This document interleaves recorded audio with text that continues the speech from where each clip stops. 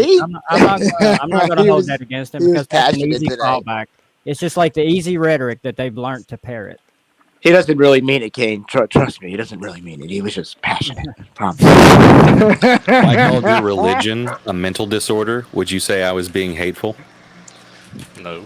No. There is I a hear it every day. increased like intense narrative. Like I don't know why we're so far apart on a lot of this stuff. I think we should be a little bit closer to the middle. There's We like are way far. too much extremes. There's It's way like too much. all yeah. the teachers are teaching our kids how to be a lesbian, and then like no teachers are doing this. It's like, come on, It is. like, It's there's a one middle extreme ground to here. the other. Why It's is it like happening, but that? it's a small subset of teachers. But I know. But why is it? Why is our country one extreme or another extreme? Why are we so far apart? We were never this far apart. I think Like, it's because we've been conditioned to only accept two positions on everything. Some of it, I think, gay or is straight, man or like woman, they used to black be or able to white, walk head to across the toe. aisle and work together. I think we've been propagandized and radicalized by Dude, it's social bad media, now, which man. is They're the not getting vector for anything the done. propaganda.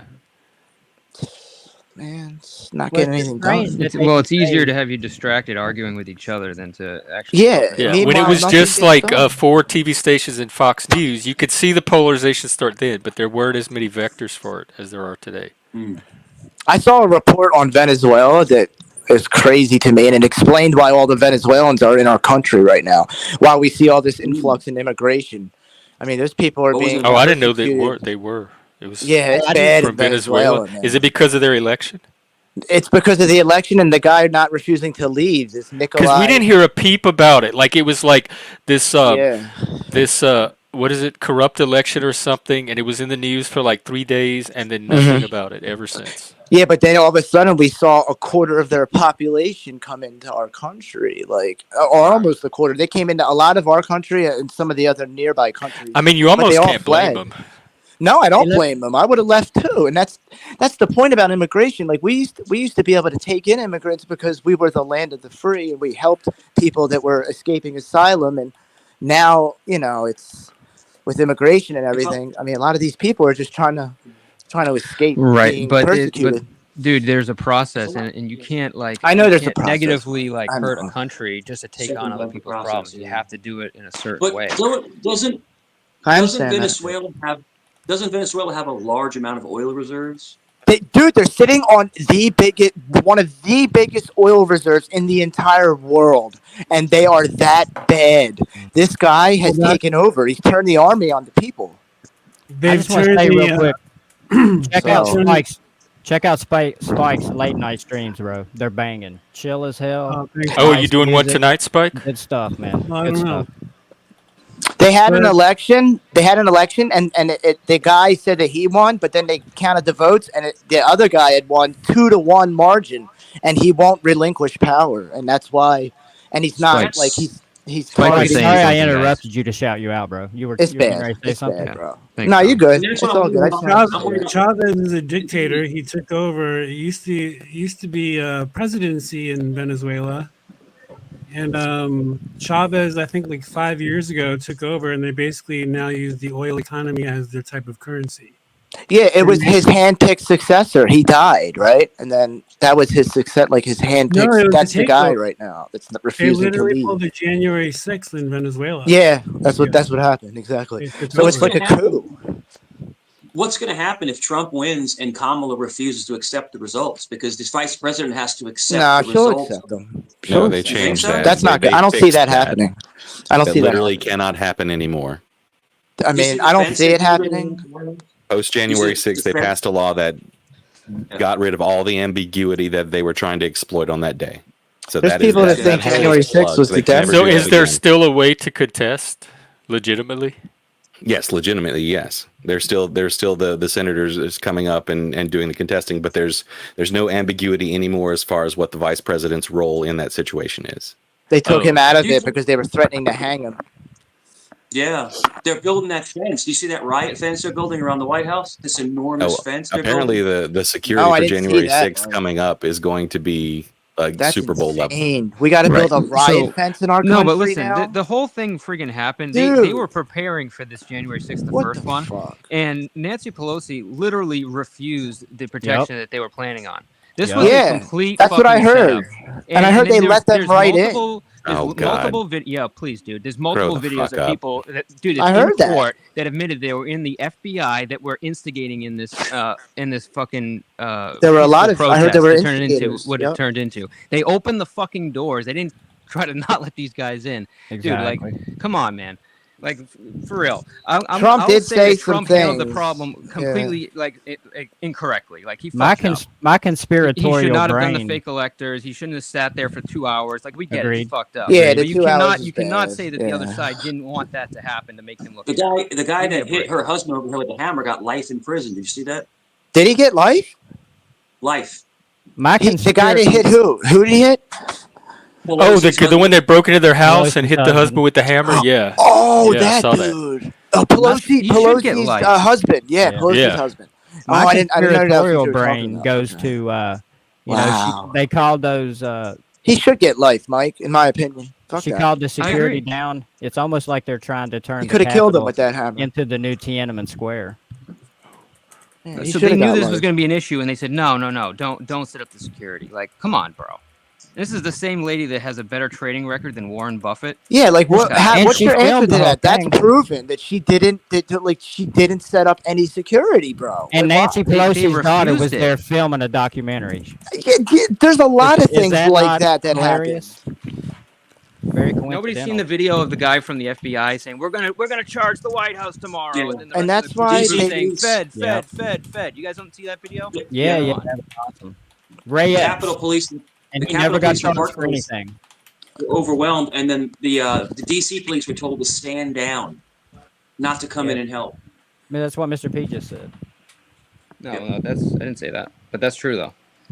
Oh No, but they were not. just They saying tried to that. use Trump's They words had- against them. No, Kane. They had additional security that they were going to employ, and she refused it. She refused it. Yeah. Oh, the National Guard?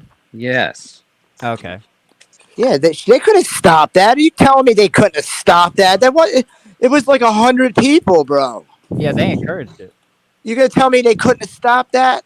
Come on, man. Just keep digging the hole, guys. Just keep on talking. No, but look, this is a perfect thing. Well, what do you mean to try keep to make talking? Trump, no, You're dude. So I Think bet about you've this. said that the You don't right want has Trump to done be some president again. conspiracies. You know he's going to have a protest. You make that protest go off the wall and look terrible, and then you use it against him to keep him from being president again. Like it's like very easy. What do you to think put about that together. Trump? Yeah, it's political strategy. Did Trump really get shot at? Did he really get hit in the ear, or was that a conspiracy theory? Because I've heard that a lot. That looked real to me. No, that was real. That was on I national mean, television. obviously, I from wanna what his know ear Effie's looks like opinion. today, he was not actually shot in the ear. I think he was grazed. Like if you're He was shot close grazed. enough by a Yeah, he bullet, was grazed. like Do you think he could have been killed? Possibly, if he didn't yeah. move his head. But If a he lot of didn't, yeah. lefties were I think- saying it was a setup, that it was a Moved his head at the No, last I minute. fake blood. I think. Hey, No. all these attempted guys are former Trump supporters, and that's documented. So Yeah, I'm sure it is. And then their social media is wiped as soon as we look into them. Got it. The point is, Got it. the point is that the left are saying it didn't really You cracked happen. me That up, it was, Mike. it was a fake setup. He's like, God. I mean, maybe crazy people are saying that. Not anyone that I've seen is saying that. Even if it's anyone on the legitimate left saying that psychos, it was- it's the that it was rhetoric just calling the man not true, Hitler that it didn't that really is happen. causing these people to think. Really? No, I legitimately think the Yeah, kid was that's just a bad uncalled shot. for. He's no Hitler. That's uncalled for when people say that kind of crap. Alice, the problem is that Like, come on, bro. Like, why people do they say that? Ingenuous, people do think that half of America is an enemy. I played that video today from the governor of New York. What's her name? Kathy Hochul. That says anybody that votes for these Republican candidates are anti-American. They are enemies of American values. I played the video today. Politicians and That media rhetoric figures has been are going saying on this. since the beginning of the country. Frankly, like that I might exact be wrong rhetoric about a lot of has shit. been But that around doesn't the entire mean that history of the sane, country. rational Americans have to buy into it and contribute to it. Yeah, but that's just political rhetoric. Well, what I about guess. the social? Okay, well then all of you can dismiss anything we're Communism. talking Sorry. about and anything that happens as political rhetoric and actions that ensue from it. Well, you guys no, remember I mean, the I communist, agree with you. It witch should be hunt? reined in for I sure. think but- you want to carve out like a special the pleading Mueller for thing. your side and then demon. You're part of the problem. You said Kane today was Agreed. hateful. Yep. I Yeah, he said said he was calling hateful, someone's man. existence a mental illness is He didn't- hateful. It's yeah. not their existence. See, that's another problem. You guys equate And now your you won't take sexuality with accountability your or responsibility for it. You're going to weasel not your Oh, around what you sexuality, said when bro. it's all on stream. I'm just pointing you out as an example of this polarization and division rather than I a literally solution. just said Thank you, yes. I Ford. said calling someone a mental illness is hateful. Like, how did I weasel around that?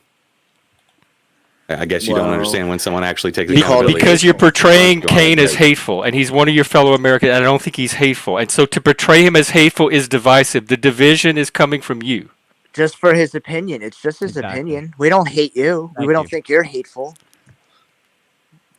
And I Just might his be wrong opinion. about things, but I'm not And disingenuous. I don't agree everything Kane says either, but I don't think he's a hateful dude. I've never met one person I agree with 100% of everything. they say. Exactly. Right, That's but it crazy. doesn't mean that you're an enemy of America or that you're hateful. Exactly. Like, what's this enemy crap? So it's this hyperbolic 'Cause you don't rhetoric, agree. and it comes. I see it a lot from the left. We used to It's be also, able to well, talk wait a minute about though. Let's be But fair. it's part of Trump politics. is It's been talking there from the about- beginning. That's why we're more polarized than ever before, even though it's been there from the beginning.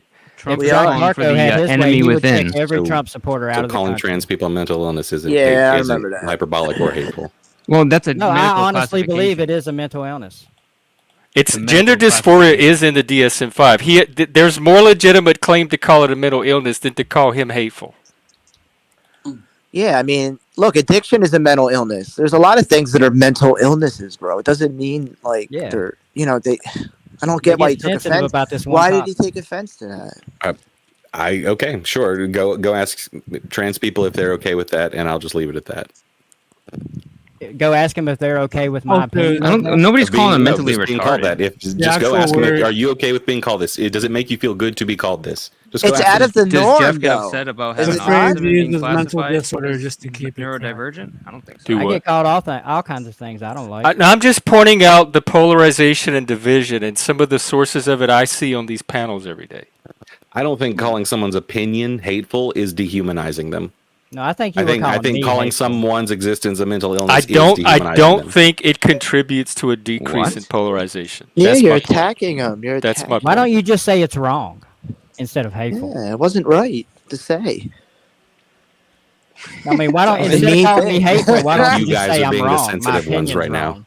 I think Now you we're guys are being the sensitive being- ones right see, now. that's the gaslighting. We're being Yeah, there sensitive it for is. being Yeah. called Nazis and racist Anytime and you call hateful them and out all on that their stuff. bullshit, Yeah, what's up with anytime you that? call them out on their bullshit, you're being hateful switch. or you're being insensitive. Did you see or when just- The Trump- you're thing being is cynical. about You're effigy, up in he's your smart emotions. enough. He knows all this. Like he's smarter than this, and I don't know why he does these games. Commence You got it, dogpile. He's mad Jeff, that did you we see when- called it a mental illness. Sorry. You go guys ahead, see Mike. when Trump was working McDonald's drive-through? Yeah, yo, Mike. Literally, I he was saw when they 15 shut down a minutes from where McDonald's I to get a live. photo op. Trump was Yeah, I 15 love that minutes. photo. That was one of my To go favorite through- parts of the election. I went out and got fries the next day. that It was was the so shit. powerful. I like how he framed it in a negative way of shutting Couple down a salt on the McDonald's. fries. That's the key point, that he shut down a McDonald's. Well, Right. yeah, it wasn't That's even what that he did. bad. It was Dude, 15 kids miles couldn't from get where I nuggets. live. Those were paid It was actors. I mean, sinful. it was basically It a was commercial. hold It on. wasn't him It was running a not paid McDonald's. actors. I No, know those people were those were actual McDonald's. Those were actual McDonald's employees. I go to that. You're McDonald's. confusing Kamala with that. There's that No, conspiracy. I'm talking about the shit people right who were there. pulling up. He wasn't serving actual people. Like they had Right, cars but that were wasn't set the there. point It of the was- video. The whole Like, thing no- was a setup. Like Nobody cares or believes that he's actually working at serving actual customers. That's not the point. That doesn't undercut the point of what people took away from that video. He showed up and talked to normal, everyday Americans. Something the left don't do. he showed up at trying all. to make a dig at Kamala for her working at a McDonald's when she was Yeah, younger. he's a or he's a good. I really admire him as a troll. Yeah, he's a good troll. Yeah, that was a Have you great guys troll. read Not Laz. I'm the one that said that. I'm the one that You want pointed Trump out for they used to president? Vote call for him, gay then. mental Go for illness. it. I love Have Just you guys because heard it's of the not Trump? classified as a illness anymore doesn't mean it's not. Just because a liberal And when board- they did it to me, I didn't even think they were hateful. I didn't even call it hatred. just because a liberal board of directors gets together and say we're not going to call this a mental illness anymore, that doesn't Yeah, he mean was it's in, not mental illness anymore. He was in Bensalem, PA. That's like right where I live. Yeah, it was close. Yeah, close to He's you. trying to right? get Yeah. Pennsylvania, man. Our state is so key in this election, Pennsylvania. Yeah. It's like What all is the he talking drama about is here. Nazis? All the drama is here right now. North Carolina is going to be a big swing state. North Carolina. Yeah, you there's gotta a win North couple of Carolina. Yeah, there's Well, a they're couple not of them. voting left after this hurricane. I'll tell you that. Where I live, Wait, there's a what lot of is- Trump support here. Where I Jeff, live. what is he talking about? I think that's why he came here. Oh, we had our I don't know Nazi what- rally the other day. Did you You're know a that what Trump rally? actually had Sorry? a burger stand in Texas? Yeah. Why'd you Belgium? call it a Nazi rally? It was the day after the Madison Square Garden thing. Oh, all right. I'm like, what? What was the Madison? Because I know there was like 100,000 people there. Right, that was the Nazi rally. The media kept showing pictures of that 1930-something rally and saying, look, they're having a Nazi rally at New York. see, it was a Nazi rally full of Jewish people, black people, Hispanics, gay people. There was more diversity at that Nazi rally than at any kind of DEI training. Was that George? What was that big the Nazi guy in America that led that movement? What was his name? He's a famous. I forget his name now. Damn it. The one from the back in the day, he like started the whole Robert Byrd, David Duke. Nah, maybe I don't think it was Duke. It was Richard something. I can't remember. Richard Spencer. No, I can't. I don't think it was Spencer. Let me look it up. Something Duke. Maybe it was Duke. Something. David Duke. No, well, he's not. He wasn't from 1939. Was it David Duke? 60s, right? David Duke. David Duke was from Louisiana. He ran it for governor in 1992 in Louisiana, and like 2/3 of the state voted against him. Oh wait, I'm not thinking. Maybe it They wasn't. voted for Edwin Edwards, who was a crook. Now Robert Byrd, he was in the Klan. He was like a Grand Master of the Klan, and he's like one of Hillary Clinton and Joe Biden's. They look up to that man. This guy ran the white supremacist movement, not the Klan. It was like the not the Aryan Brotherhood, but Richard Spencer. It might have been Richard Spencer. Let me. I'm gonna go look it up. Hold up. As far as I know, David Duke, he was never involved in it. Lotus and Mallory has entered the chat. Good to see you guys. Well, Cynthia, we're watching it Tuesday night. Come and join the party. We'll see. We'll all go through the trauma together. All of us dumb MAGA morons. And we might. I'm expecting a Kamala win. I'm prepared for a Kamala win. So I'll have my tears ready. George Lincoln Rockwell. That's who I'm thinking of, guys. George Lincoln Rockwell. I don't know if you ever heard of him, but he was. Jump up here and explain to us. He was big in the political crap. He started the whole Nazi movement in the United States. Dang. That's what I thought he was talking about when he said the rally. You were talking about like the actual neo-Nazi movement, activist. like the actual Founded Nazi the American Nazi Party in 1959. And Was it it was Clinton neo-Nazi. Bixby? That was the beginning of the neo-Nazi. The neo-Nazi. Yeah, Neo-Nazi. my bad. That's a whole different thing. That's a whole different thing. Tommy, You're right. was it Clinton Bigsby from Chappelle? That's right. No. I'd actually prefer if they used the term neo-Nazi rather than not. It'd be way more accurate for what they're trying to paint us as. Yeah, well, that's what they try to paint the Trump supporters as, like Christian neo-Nazis. Well, they just say Nazi and fascist. If they said neo-Nazi and neo-fascist, it would have had more nuance to it. Neo-Nazi don't hit as hard though.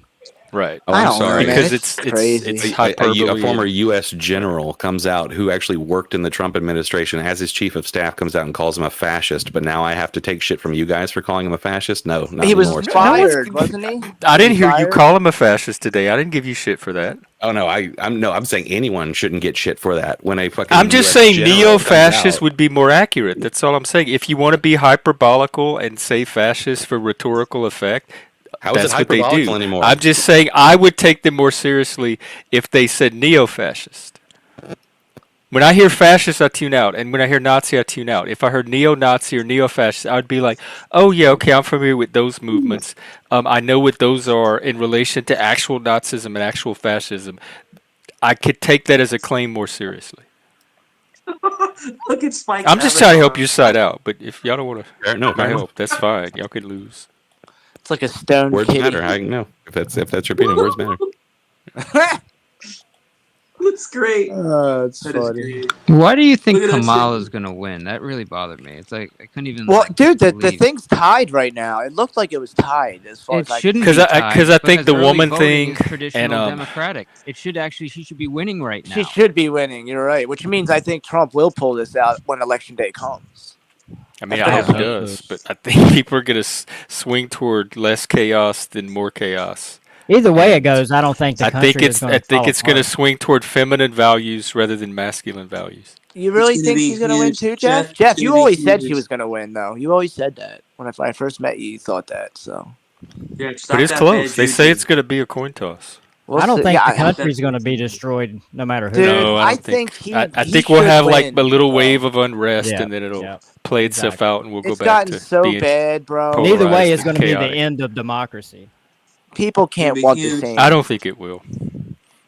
The latest the rulings from the Supreme Court lately have been coming down on both sides. I think we still have an independent judiciary, so I'm not It's the concerned left about that that. was crying, Cynthia. We saw all those videos of those lefties crying when Trump. It was hilarious. There was like highlight reels of all these people breaking down in tears when Hillary lost. I don't think anybody's gonna cry when Trump loses. It'll You be can like, yeah, it come. You sucked. can come and watch it here. We'll have a lot of MAGAs here for you to watch crying. Well, I'll try to give you some good tears. Hey, We'll all Doug. be whining about it. We'll all whine. We'll all go. No, I'm not going to say that. If she wins the case, Right, the melodrama. That's what's coming out of the left. Did you see that ad about how they're gonna that ad from the leftists if Trump's gonna die and JD Vance is gonna become dictator for life and Elon Musk is gonna make himself immortal and then What have all the the leftists sitting hell? around little campfires. That's just crazy talk. I know. I can't wait for that I to still not think that happen his- so they can. his Oh, you son- played that video. That video was a parody, and if you can't see that that was a parody, No, it wasn't a parody. It seemed like It a was an parody. AI It seemed- creation from somebody Yeah, on I the know, left. and it seemed like a parody. It seemed like a joke. What about that video that that those gay dudes put out saying "We're coming for your kids"? Remember that? Mm-mm. Was that just a parody too? Oh no, there are extreme activists all over the place for all kinds of things. I don't So you admit it is disagree that these happening, things that- don't exist. Okay. But you're blowing them up into proportions that they it's not necessary. Well, I might be amplifying. Why are all these people a not bit, voting? We need men but- to vote. That's what is going to happen. Like it's the male vote that we You need. should vote. Because they keep My going only to these point Trump rallies is and that realize People he's a died sociopath. so you can vote, guys. when I mean, school just- boards are you should hiding vote. things from parents, when they're actually passing rules and regulations that say you can't notify the parents of what your That's kids criminal doing here right in school, there. that's not That's- right. That's fuck my that. issue with it. And I might be blowing it up a little more than it is happening because those laws have been passed in California and a couple of other That's places. crazy, But I'm bro. sounding the alarm bell because I don't want it to get any worse. Dude, that's pretty bad if they're not telling the parents what they're telling their children. Come on. Nobody can agree with that. They do. Nope. All right. Well, then you this is shouldn't. this is something different. At least you're consistent. I don't know. It's crazy to me. But all these men that are not voting, you can't You should bitch for vote. 4 years. People died for your And I right to remember be who able you to are. choose your own leader. And you're just, it's a waste not to vote. If they find Trump guilty and like if he goes through our due process and they have the revised immunity rules and they still find him guilty and prison time is part of the sentence, he should serve it. I don't think If he he's should be president, protected. that'll be crazy if he's No. president. Yeah, at this point with the How does immunity that rules happen, that have just Jeff? come out of the Supreme Court basically tailor-made for him, if they could still get him convicted with what they have, understand that he deserves it beyond a shadow of a doubt. Yeah, At this point, come I on. don't. I am not looking for Trump to escape justice. So if they can make the case legitimately using our system, and Yeah, they but what kind of successfully case? prosecute him, then he needs to serve the time. What kind of case, though? That these charges are bullshit. I mean, everybody does this shit in Washington. All your Democrat Fake elector heroes schemes? are doing the same fucking they shit. don't. Stealing trucks of classified documents, including Yes! nuclear secrets. Fucking Biden did it. So I'm talking about the fake What are you elector talking one about? mostly, because I think I- the other one got dropped or postponed indefinitely or something.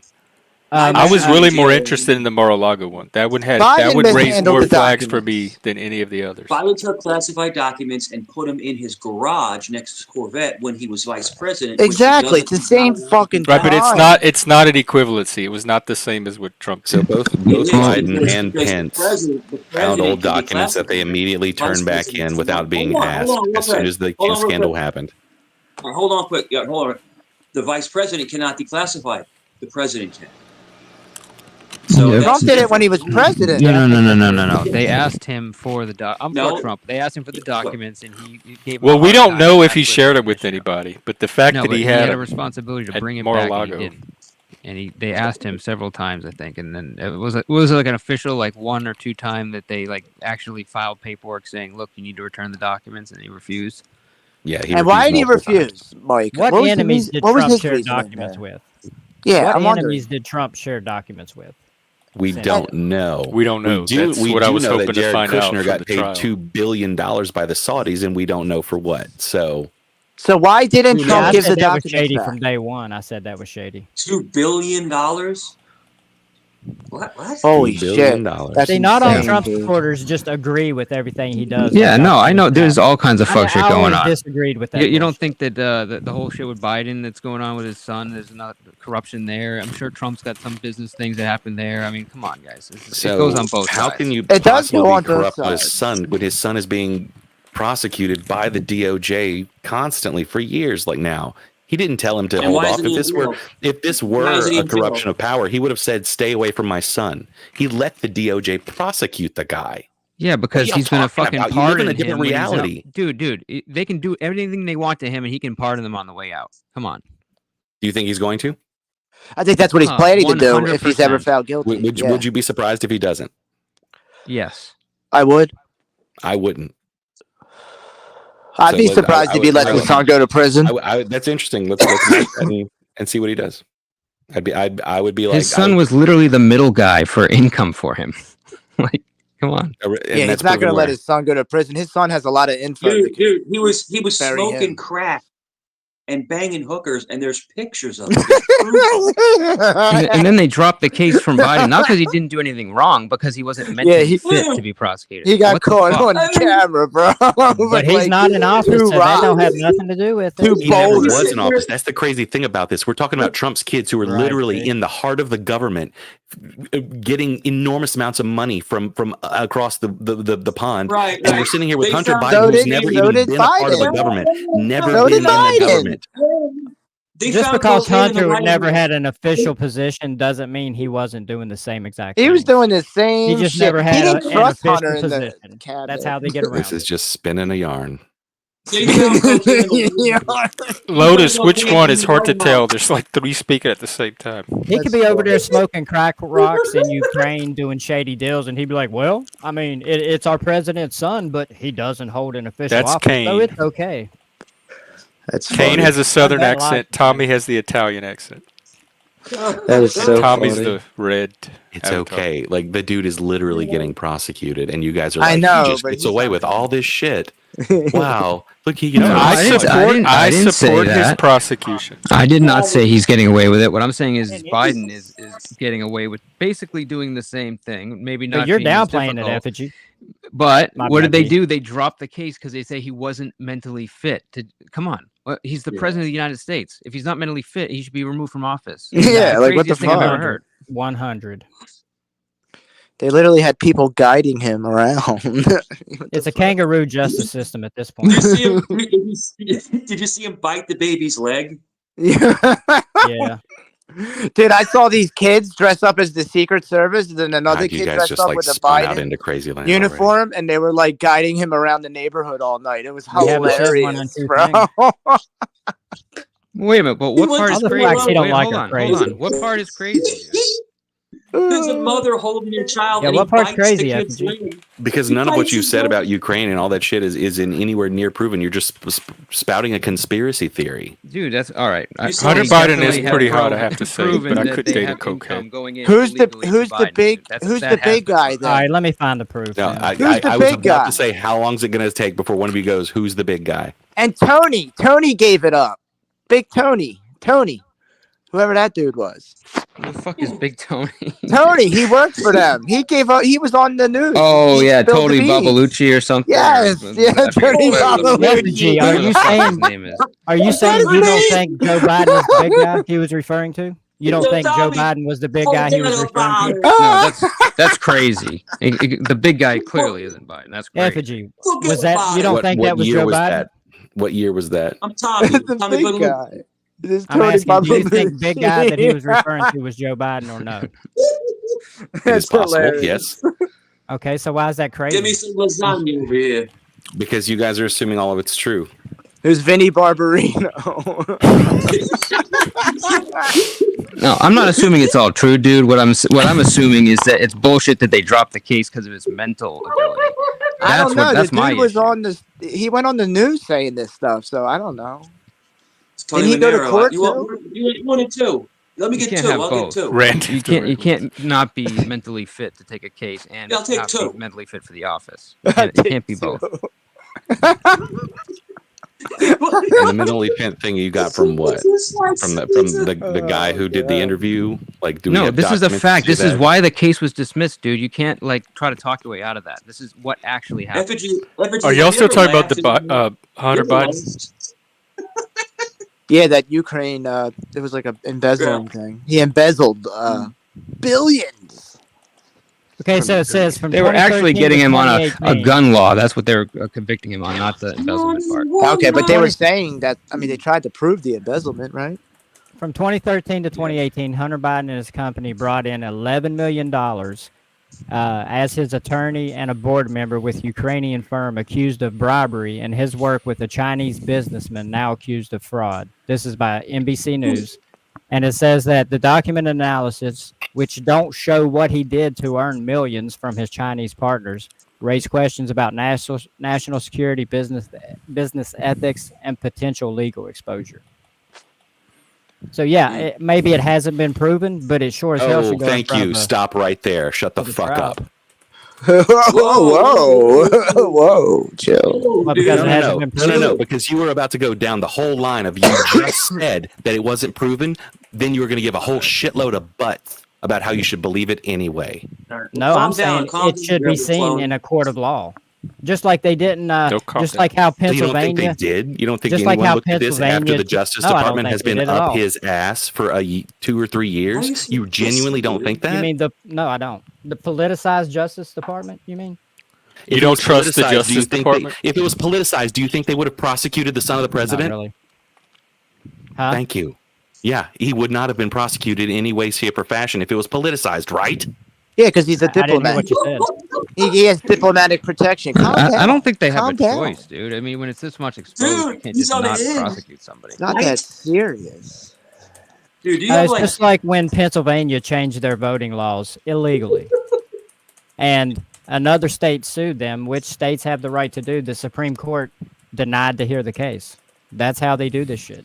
Why didn't they hear that case? It was obvious that they changed the laws illegally. They're supposed to go through a process to It change says their the voting legal laws. scholar, right? It's obvious. And you just talked about how they went through processes and got the results they got. But yet somehow it's still illegal and still should have been the way you They wanted didn't it. go through a process. They're supposed to have it approved by their their state Was there a suit? State legislators. yeah, their state legislators Did supposed they to win approve the it, and suit? they just did it by executive fiat. Yeah, they didn't put it through a proper vote. Is what they didn't do. Yeah, Losing And control of legal- what, and the Amanda? Supreme Like, with Court the should have lawsuit, heard they the lost case, the but the case. Supreme outright. they refused to hear it. Yeah, Effigy? Do you support Antifa? Effigy? they refused to hear the case. Do they have Support Antifa in Antifa? Louisiana? I think they have it's probably Antifa like everywhere. 12 dudes. Like, Oh. who show up. I don't know. Like, Are they all in They one gather on city? the internet, Jeff. Antifa. So kinda They like have the Antifa KKK. websites, chat rooms, and shit. kind of like the KKK. Okay. Yeah, like 12 dudes. Y'all be going in chat rooms and shit. The number one threat is violent extremist country boys in this country. Yeah, sure. Proud Boys or something. Thank you, Zephyr. The Proud Boys. I almost joined the Proud Boys, but they had these weird you rules really, about Jeff? masturbation. Flo was a Proud Boy. Flo State. Is he really? He was an ex-Proud Boy. He was one of the ones that went to one of the DC events that made the For news. They Trump? were like bussing in Proud Boys. Oh, really? Wow. Yeah, he's told us. Proud Boys, stand by and stand down, or stand by and stand back. Right? Remember or something? What do you say? Stand by, stand. I mean, I am a proud boy, but I don't want to be a proud boy. Cause They tried to they're twist that. They're know worse what? than the Karens. They're all into your sex life. Let me ask Exactly. Effigy Why this. is What's the difference in Trump telling the Proud Boys to stand back or whatever he said to them? But what's the Yeah. difference between that and Kamala Harris starting a bail fund to bail out Antifa members? What's the difference? They're using one political terrorist group against another. I don't know if Proud Boys consider a terrorist group. I think they are.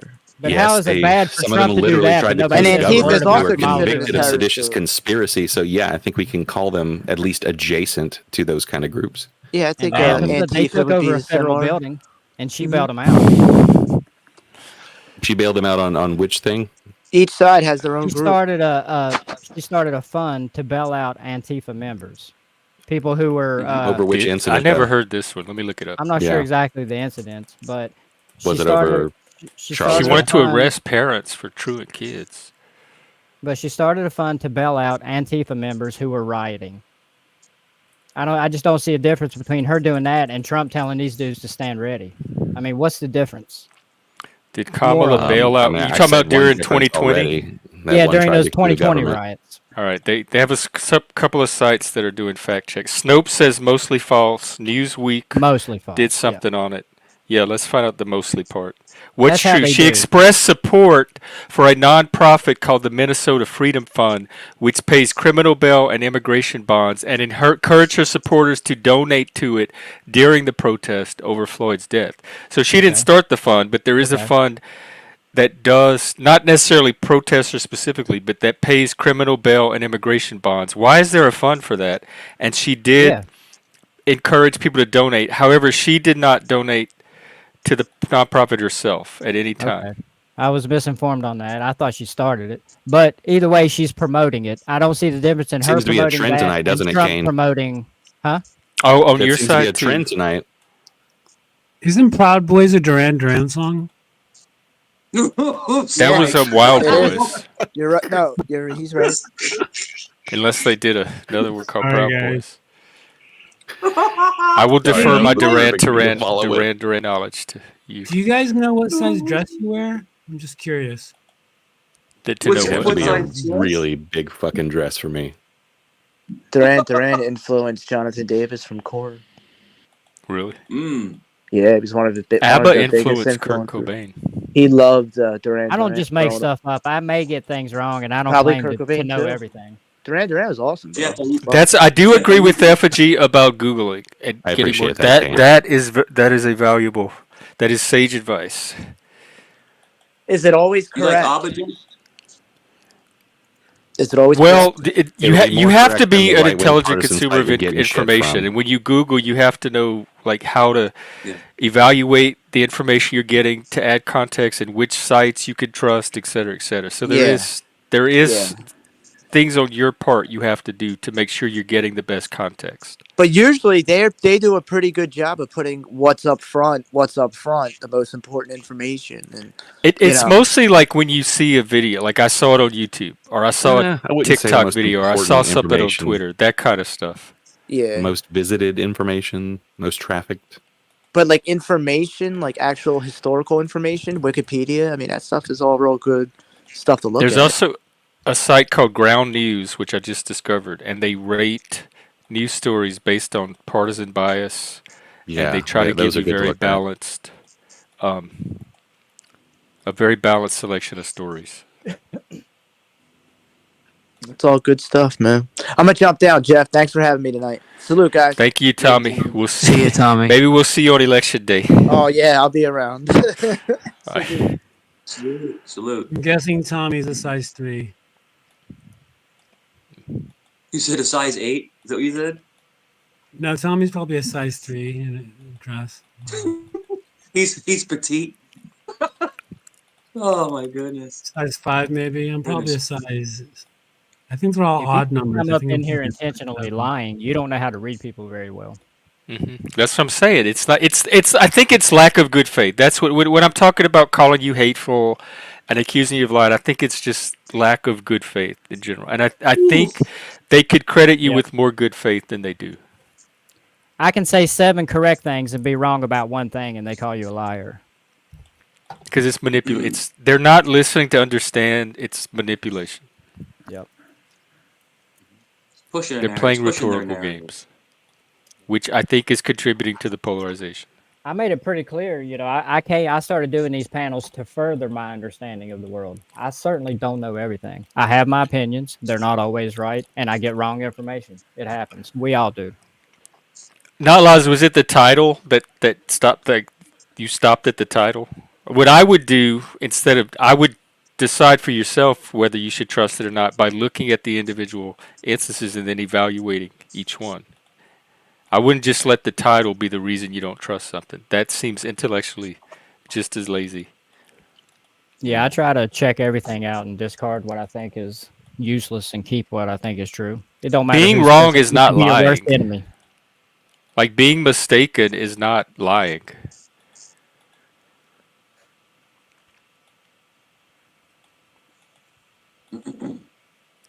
I'll just say that the time that is the most apt to actually dig into information and see what the truth is when everyone's freaking getting emotional over it. Which is why I came up on the panel at all when everyone was freaking out over that video that they thought was someone trying to transify a small child. And then we dug into it and we learned. What about the peanut? What did the we squirrel? learn? I wasn't up here for that. I don't think it was proven that they didn't put the kid in the dress. You said that the kid wanted Well, to. it seemed, Show I me the think I proof of still have that. the article up. It seemed that, hang on. It seemed obvious there was no nefarious intent, right? Right. I came came up because I thought that It seemed like it was promoting playtime Christ-like at school, Right. but it was a persistent pattern of the boy wanting to play with the dress and the parents saying, We "Let me asked see." the teacher, Where's that the teacher said persistent she's not pattern? for I never trans saw that things. part. Where's the persistent pattern? Did they warn? They The warned the article teacher. even It's a mentioned 2-year-old kid, child by the went way. for the dress after it was taken from them. Like, The mom's girlfriend reportedly saw the boy parading around in a dress after she dropped him off that morning. So she dropped him off, and then he immediately ended up in a dress. Even that's suspicious. Yeah, that's weird.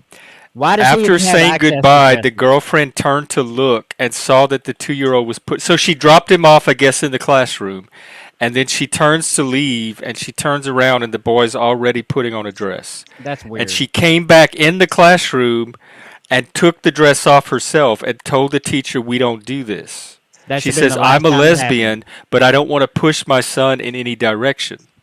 Whatever he decides to do or wear in the future is his decision." But I don't know how why she assumed the teacher was the one pushing it either, if she had her back turned. And later Either way, that the day, teacher allowed it. the mom came to talk to the teacher and said that when she walked in the classroom, her son was putting on the dress again. So they caught the son twice trying to put on this dress. Now, we don't know that the teacher is the one instigating. She probably wasn't. so are you But the missing teacher part where it stood says that over the kid him. went for the dress when it was taken away from him? Do what? The what? There's a line on the article that says that when the dress was taken off the kid Yeah. went for the dress. That's key.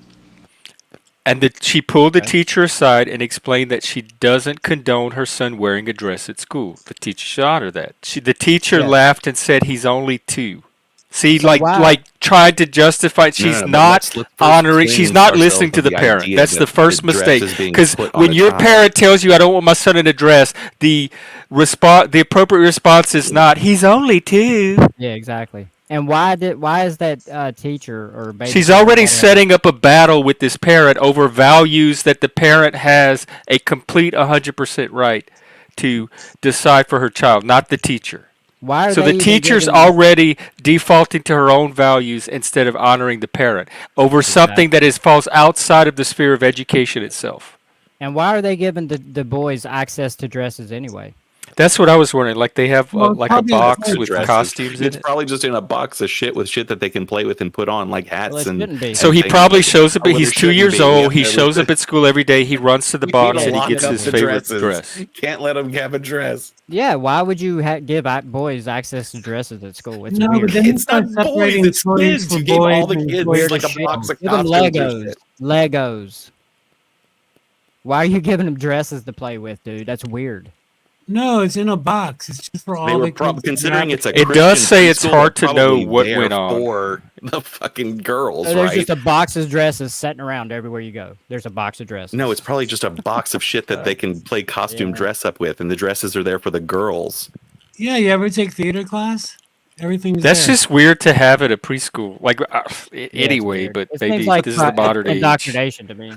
It seems like the weirder thing is how. But I people are wonder, thinking like, about I would it. want to know what else is in the box. Do they have like cowboy costumes? Do they have Do they like have Burger Mickey King Mouse crowns? costumes? They could. Is it like a random assortment of Do just they have costume fake material, or is mustaches? it like boy clothes, girl clothes in the box?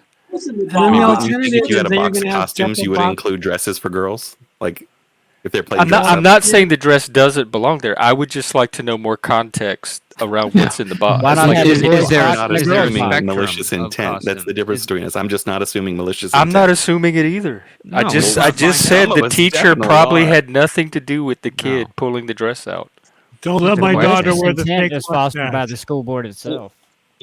Hey, Hey guys, And the son is African American, so she was also All right, Mike. concerned that that would make him stand out. So see, like she's even looking out for the racism part, and they're not even letting her do that. She doesn't want any more attention on the kid already because he's already the only African American boy in the class.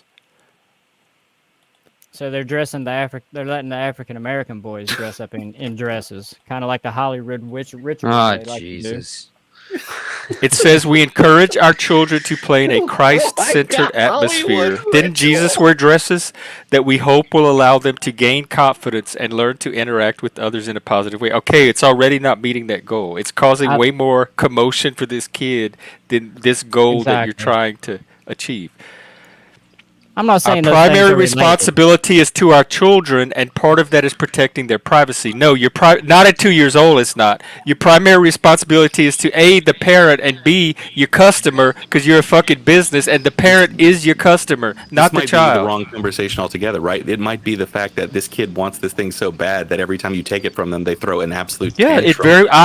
My sense of it is it's the kid himself, but that's still an issue between him and his mom.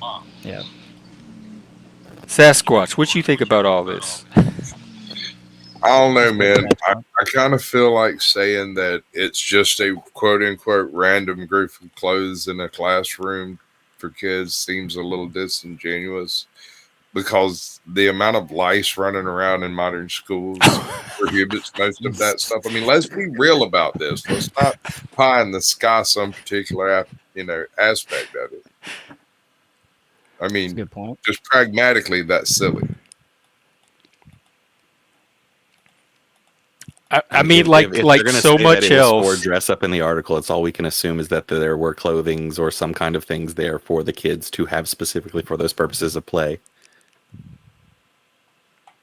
Like so much else, we're living in the age of narrative, and people are going to see what they want to see. To put kids in who they want to see in dresses, if there's an It is weird that a Christ-centered preschool has a box full of costumes, and some of them are dresses for 2-year-olds to play with. That's is just. Is it really? I think is it really that weird? Just to have for a Christ-centered because they stress like it's a Christ-centered environment. I'm not connecting this with with Christianity. If it were like a theater, a creative school for the arts for kids, it would make sense. But for a Christ-centered preschool, maybe it was like exactly where you want to manger costumes for Christmas. Like maybe it was like a Mary costume or something. Got to keep those. So I don't know. Again, I would need way more context. Effigy, have you not heard people like shit? What's that comedian? Black guy comedian. I can't think of his name right now, but 2 or 3 of them have talked about Hollywood directors and stuff putting them in dresses as a humiliation ritual. You haven't heard anything about that? I've heard all the Cat But you don't Williams believe stuff it. about. You think they're just because it's kind of weird how all these. No, the weird thing actors was end you up in comparing dresses. these children to them. I'm not even I making wasn't a. comparing I'm not them. even making. Yes, you were. You were saying it's like a Hollywood ritual.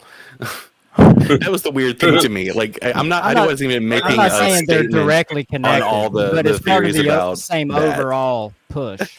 We had toy kitchens growing up, and me and my sister both played it. We love playing with our kitchen. Right, dude. And our easy bake oven. Easy bake freaking brownies that my sister used to feed me that were probably cat turds. Those kind of brownies. Dave Chappelle. Dave Chappelle said that. Chris Rock said that, and I was making no statement on any of that. I was making a laugh on you comparing it to this kid putting on this little dress in a preschool. Basically, we all agree that there's some kind of weird shit going on in Hollywood. We might disagree on specifically what it there's is. tons of weird shit in Hollywood. When did I just say that? When I say there wasn't, who doesn't agree that there's not weird shit in Hollywood? I think he's trying to prove it. He doesn't need to prove it to us.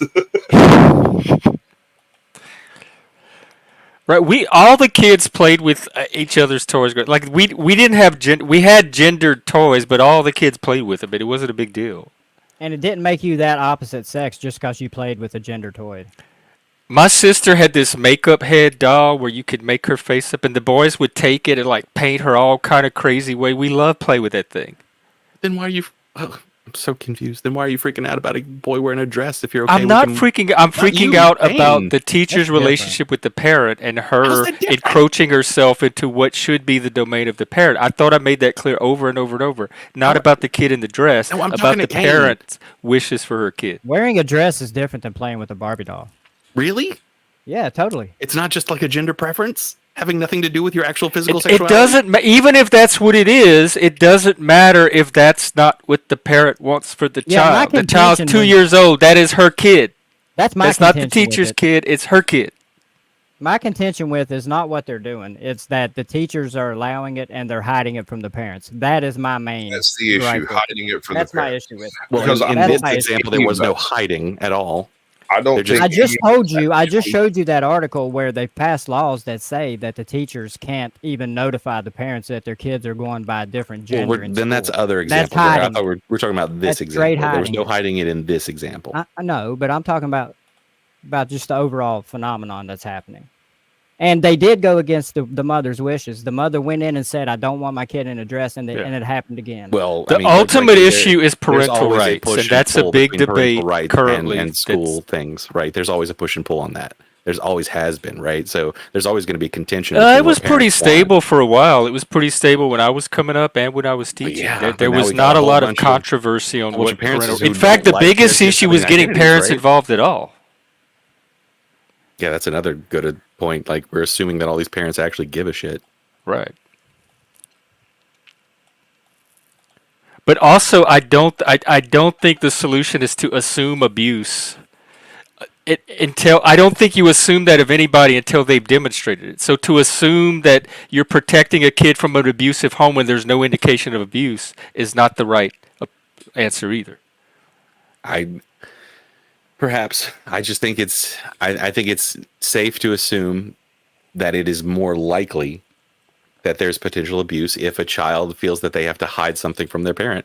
I think a child I don't believe a child is an accurate guide. Does that automatically raise to the level of abuse if a parent merely wishes to have the conversation and the chance to actually discuss the concept before deciding to wear dresses? we're obviously not like talking are about, kids showing up at actual schools with black level-headed eyes parents, because they're right? using different pronouns and parents are finding out? Is that the fear? Some, yes, sure, absolutely. What are the You rates think of that? doesn't exist? That's observable and measurable. What Yeah, are the present rates of that. kids showing up with abuse after parents being informed of pronouns? Present Let's that find data. out. Let's In go find some data. 2024, where the whole world's already desensitized to this. Yeah, because you guys say that all the time, but I've never seen any data presented that's actually. We just watched that video where that grandfather showed up all like Right, angry where's the and abuse? violent. I would like to see the abuse side. Like there's no abuse in the home at all, and then a kid, the school informs the parent about a kid's sexuality or gender, and then suddenly there's physical abuse on the kid. So Jeff, Are you you've saying never that guy seen these showing up exact was same things abusive to happen to his gay kid? people? Like when they came out, you've never seen them like get kicked out of the house or be have the gay beaten out of them. Like come on, Very rare, but show Maybe in me 50s. that. Show me if parent. I'll take even kids The getting gay kicked out of beating their out of home. them. What is he talking In my about? experience, abuse came first. They were already abused before they came out. Show me these people, not lost. A kid, let's say I don't know, let's say it's a freshman in high school, They're not going to bring any data. and they are using a different pronoun at school, certainly and don't the have it in school my back informs the pocket, parent. Kane. Show me the rate of kids getting kicked out of the home as a result of that. It's funny how you want me to present all my data, but then Hold you on, have zero Kane. data. This isn't a debate. This is an open discussion, and not having the data in your back pocket's Right, not a right. sin against mankind. Well, they- Well, been that's what using it against Effigy me. came in here advocating for people bringing that kind of context to these Oh. discussions. I did not know. yeah. So I I'm asking him to I'm bring that definitely same looking context for to data this right now, discussion but around I abuse, just to not because have it he in 5 believes seconds. that schools should err on the side of fear of abuse more often than not, instead of assuming most parents are sane, decent human beings. You should assume that these scary abusers that are going to get triggered, the abuse is going to get triggered when they find out what their kids are doing at school.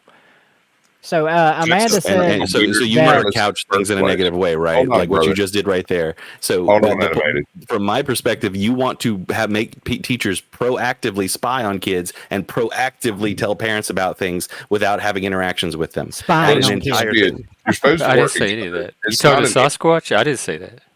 They're not enemies. Parents and teachers are supposed to work Right. together.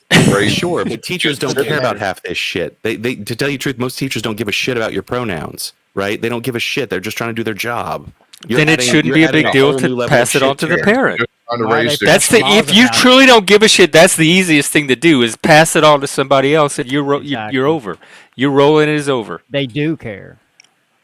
Some sure, some care in a negative way, some care in a positive way. Like, I think they're resisting it because they have fear. They have this bizarre narrative going on in their head about parents these days and the level of abuse that the kid is at risk of, which I think is an unrealistic narrative, like everything else coming from the left. It's this magnified fear of everything not in that bubble. Kane had a conversation with a guy the other day that had basically stated that any form of punishment by a parent was abuse. Yep. That you were stealing their items from them. If you tried to chastise them, then you were being verbally abusive. That you should speak to children as if they were tiny little adults. Any punitive measures are abuse, in his opinion. Right. And there's already laws for abuse. They've been on the books forever. They were there when I was person who has an opinion on anything, right? Like, I don't agree with that. And that's what they're doing to these kids. I also don't agree. They're usurping the role of the Beat your parent. children, right? Like, What they're pushing in school is that I'll children usurp can a make parent's the role if they think they decision. can beat their children to the point where they're black and blue as a punishment for randomly Yeah, small you got to things. show some proof on that. Yeah, it goes immediately. Right, and we have laws for that. We have Right, exactly. procedures That's in why we place have for laws for that. addressing that You already. can't do that. I'm But, using it as an example. Amanda Yeah. Erickson said I'm pushing misinformation about the education system, and I asked her what it was, and she said it's not a teacher's responsibility to tell a parent about a child's sexuality.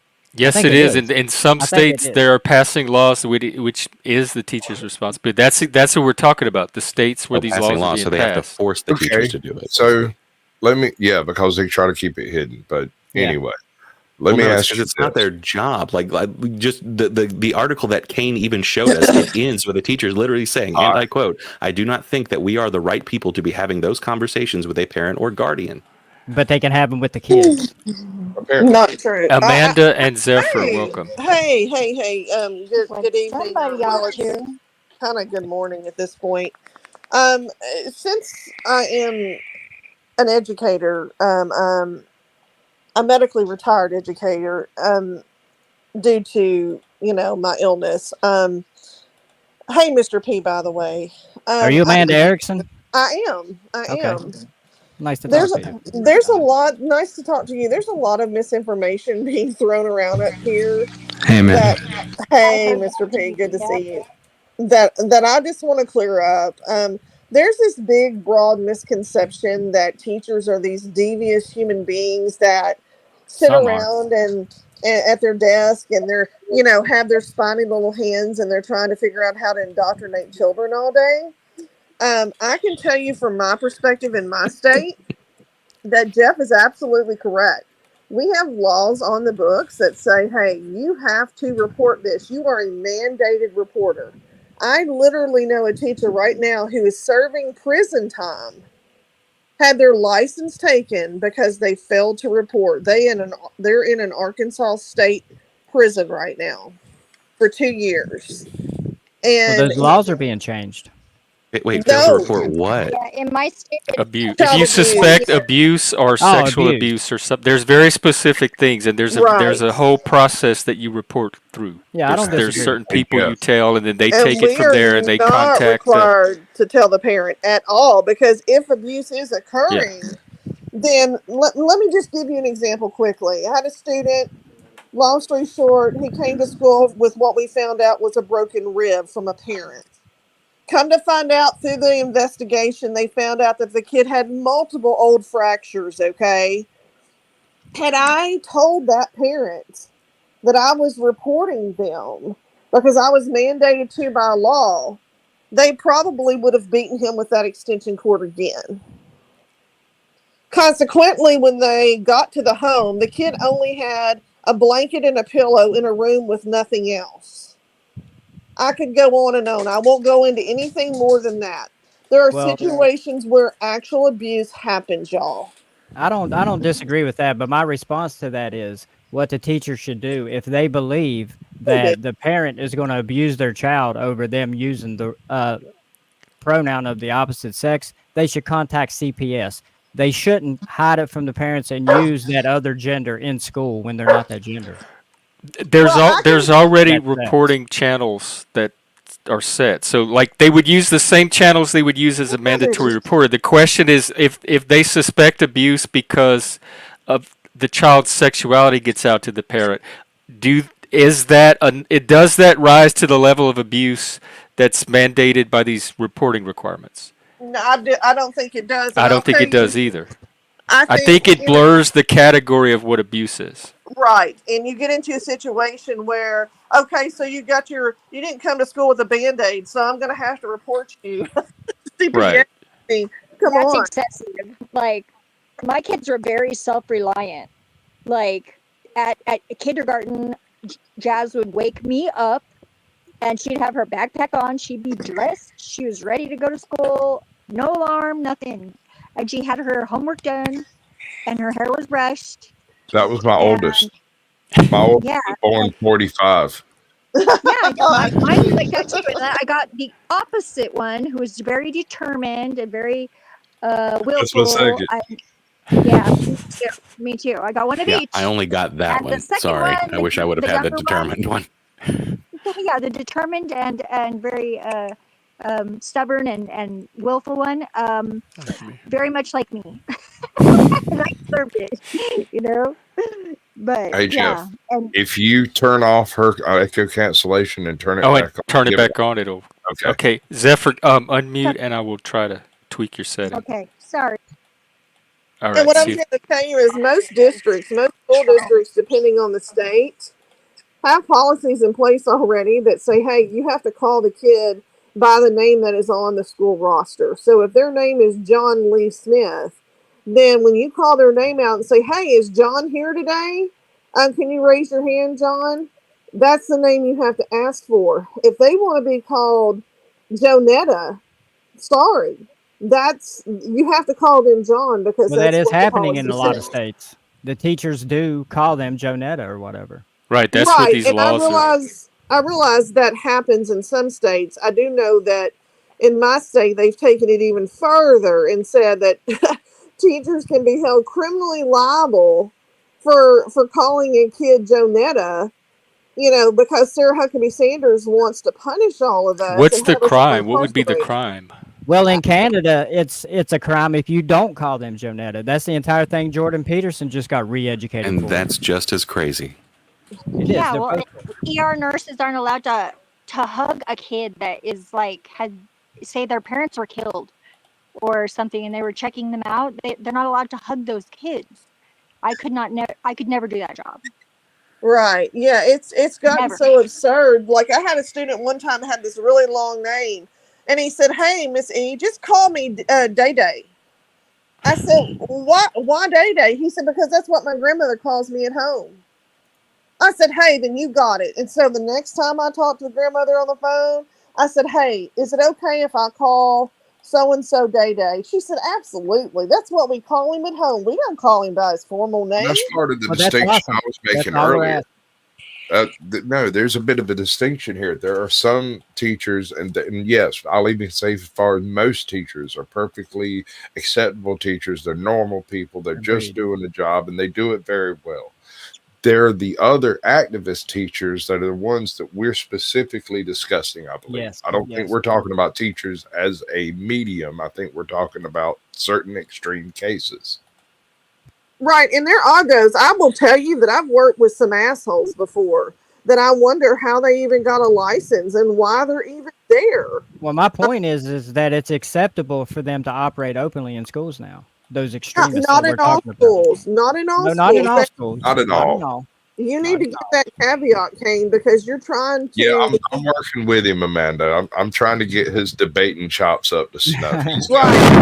I do need to clarify more. I'm definitely not saying all teachers in all schools. I'm just saying it's something They're that's just happening pushing it and that it's way. I accepted. agree. Yeah. Right. And that's Like not if right you're in either. a California school, you're going to get a complete set of different rules, and you're going to get in an Arkansas school. Yeah, they're totally different. It's a completely different thing, and I hate to say that that's where we've gone because of politics, but it is, and it's unfortunate because my job is to teach a kid when I was in the classroom. And my job was not to worry about your pronouns or who your parents vote for or don't vote for. You It's a know, big deal now, though. it Now, shouldn't be. It shouldn't I be. agree. I agree. And that's my whole point. It shouldn't be. It is to the kids, though. Some of them. Well, And they're that's not the They can do that adults. in after school Well, I mean, activities. I didn't go through that until mine was over 18. And on one Thanksgiving, I invited my kid to my friend Jerry's house, and Jerry and his friend are both gay. And I was like telling stories, and there was no conversation beforehand that I should use certain pronouns, and I ignore my phone at the table because I'm, polite. Right. And so they were very upset at me, but they didn't say anything. I read a text later, and I was like, oh, okay. Well, I don't read texts at the table. And they thought I was disregarding their feelings, and I didn't hear about it until later whenever I was checking out their Facebook. And I saw this big story like my mom doesn't love me. She doesn't accept me. She was like, they were like crying. See, I still screw up sometimes, but I try. And I was like, no, no, no, no, no, no. So we had to sit down and have a conversation because I was like, don't think that I'm not supporting you, but you don't understand. I've been calling you this pronoun for my whole life. It's very deeply encoded. It's just habit at this point. So if you want me to accommodate you, you have to tell me, first of all. For two, it would be helpful if you didn't wear makeup still. And there has to be allowances made for you slipping up. Right. Well, I don't consider it slipping up, but yeah, well, I said you have to be patient with me while I learn. oh, if you're trying, yeah. This is all etiquette. I don't think the state has a role in policing and enforcing etiquette. They don't. They don't. No, but people think that they shouldn't have to go to any trouble for anybody else but themselves. But you have parents that do believe that they should be able to dictate every single minute of every single day that goes on in the classroom. And I'm like, well, if you hate everything we do so much and we're not reading the right sentences or whatever, then homeschool your kid is what I'm thinking, or put them in private school or whatever. Like if we're the devil. Tell me I don't this, agree with that either. That's also Amanda. Yeah, Tell me this: would you prefer to have a completely absentee parent or a parent that is a helicopter parent? I would rather have an in between, to be honest with you. That wasn't the option. That's not a choice. Well, there's no black and white. I mean, there has been one. I know, but I'm saying which would be more beneficial to you as a teacher, a helicopter parent or an absentee parent? As a teacher, an absent one, and I'll tell you why. I was in a situation where I worked in a district in a very small town, and this particular parent worked for the district in another building. The child had already told the parent multiple times that they had come out gay, blah, blah, blah, which was never my issue. I didn't care either way, okay? And this had to do with test scores because I used to be an AP government teacher, and then I left and I went to the opposite end and I became a special ed teacher. And so this parent was in complete denial about what level that particular student needed to be in terms of classroom accommodations and that. And so she had the principal corner me, and the principal said, "You're going to change these test scores or else." And I said, "No, I am ethically obligated by the federal law to report what his actual scores are. And I am not changing his placement to make his mother's feels feel better." And so she made my life a living hell. She she wanted a daily update. And this particular student had a habit of going into the boys' bathroom and exposing himself. So they had to have someone escort this kid every time he went to the bathroom because she did not want to hear the fact that he liked boys. And, I don't think exposing yourself is appropriate. Don't misunderstand me here. But all these special accommodations were made for her, not for him. Yeah, and that taxes you for being able to take care of the other kids too, which is not right. Absolutely. And he should have been in the placement that he scored. That is what we're obligated to do by law. Yeah. And that's the main problem with bureaucracy and legislation and things like that, though, is because it doesn't allow for you to do what you need to do. But it was the proper placement for him. Yeah. The placement should have been what he scored. And she wanted him in a more confined placement so he could be in the same classroom all the time.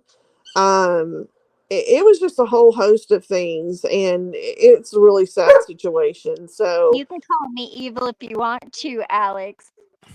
I don't mind.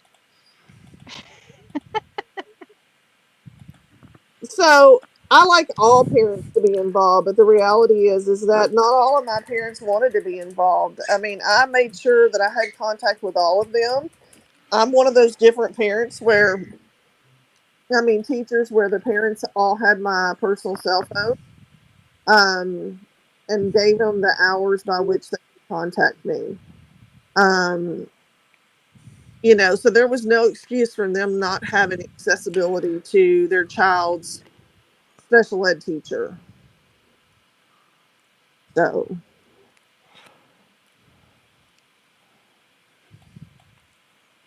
did I answer your question, Sasquatch? Yes, ma'am. Banned Alex. Well, I'm not even looking at chat. Let me look down here for a minute. Sorry. It said you can't see it. It said we were evil. And I was like, oh, I bumped him. I don't know what his deal is. I got rid of him. Oh, that's just Alex. I hope he was just timed out because he could have been joking. Yeah, he would. That's his warning. If he does it again, he's banned permanently. And I don't know what his problem is because he's usually pretty cool. So hang on, maybe I wasn't paying attention, but we have two teachers? Did we get answers from them on what would you do if a student either asked you to call them a different name or basically said, please don't tell my parents this about my sexuality? Like, what would happen? Well, you didn't ask me that specific question. First and foremost, I taught in a high school, and it is not my responsibility to go to a parent and say, hey, your child is questioning their sexuality. You need to do something about it. That's not my role as a teacher. If they are having those issues or concerns, I don't want to say issues. If those concerns exist, I would send them to the counselor. Exactly. That's what you should do, I think. Right. That's fine. Send them to the counselor. You can't really compare this story, though, to a high school situation. This is a preschool daycare scenario. Well, that one story was. Right. But that's just as interesting, though. If a high school kid, if a high school boy is pretending to be a girl, are you going to send them to the counselor, or are you going to call them a girl? They can pretend any want to be. They want to dress up in makeup and a full hair of whatever. But are you going to participate? I am obligated to call them by the name roster. That's what I was just going to say. Yeah, that's what whatever their official name is on the roster. It's policy. That's what I have the problem with. Law. It is now law in Arkansas that if I don't call them by their given name on the roster, then I can be held criminally. That's a little extreme. Well, yes, see, in Canada, it's law that you have to call them what they want to be called. In Canada, Sarah Huckabee Sanders for that. Oh, He's yeah, the one that passed the legislation, Mike. Yeah, and I don't agree with extremists on either side, whether it's right or left. Even though I'm more conservative leaning, I don't think when you start getting crazy and you start having all these extreme policies, I think it's nuts. There should be a disciplinary action if they're not following policy, but criminally liable as a teacher, right? Come on, that's a little overreach. Yeah. So, do you have any legal protection Do you have any legal protection and No, representation she if got rid of. some, No, let's go back. Okay, it's a red state, obviously, and so we Sure. still have the teachers union, but they have no power other than they can represent you in job actions. Well, to get around that, when Sarah Huckabee Sanders came into office, she also got rid of the Arkansas Fair Teacher Dismissal Act. So now teachers have no protections. And so all these teachers here have left the classroom. That now they're pretty much hiring anybody off the street who has a degree in something under a waiver to teach your kid. Like you've never been through an education preparation program at all. You don't have a bachelor's or master's in education. You have a degree in, I don't know, underwater basket weaving, and under a waiver, we're going to give you a job. So what was the precursor to that law getting changed? The precursor in terms of that's what the legislative body wanted, because there has been a big push from the right that public schools are evil, that we're indoctrinating children. Well, Got it. there's reason for some of the concern in some of these schools. But see, it's the overcorrection that's the issue. Like that could be addressed without holding teachers criminally liable. overcorrection is Almost huge. everything in America could be addressed if people could come to a table and have a conversation. It's that polarization. I just don't think that they should be. If there should be, criminally liable, then there should be some kind of. Yeah, I don't know. What is the representation. crime? If they're criminally liable, what's the charge? Well, I'd have to pull up the act again, and I can't do that while I'm on my phone. But it's my understanding that we would be reported to the ethics part of the Arkansas Department of Education and potentially lose our license. There would be some other criminal aspect to it. I've not been in the class. Policy violation, probably, right? Say that again. It's probably like some sort of a policy violation or something. Well, that wouldn't be Like- criminal. Right, but you wouldn't go to jail over that. You Right, might lose your right. job. You might lose your Yeah, license. you'd probably But I get can a tell you- reprimanding or maybe fired or something. Right. That was Not acceptable. Unequivocally, a friend of mine did a report. They reported something to their principal about a situation with a student, but did not call the hotline. And they are literally in prison right now over that. And also, Well, I'll pray for them. I have connections to the karma police. and it has become a witch hunt on teachers in this state. And I was going to say something a while ago, Mr. P, and I totally lost my train of thought. But there has been this whole push, obviously, from the MAGA side of things, that we're all evil and indoctrinating children. You can't trust us. Therefore, we're going to make all of these things very difficult for you in terms of education. Yeah, and I Well, see the it trust on, I got see it on both eroded. sides. Right, there. Go ahead, Jeff. Yeah. Because Well, it's like videos we saw today. It didn't get eroded. Wait, for me. what? We have taken Because of place- videos like you saw today, did we have to go back over the video again? Yeah, did you watch her erode the parental role and try to encroach herself and insert her in? That's the kind of shit I'm talking about. She asked the teacher several times. She didn't want the boy wearing the dress, and the teacher's like, he's only 2. That kind of shit, and that's preschool. So imagine that teacher relationships with those you're talking about teachers the over article. time.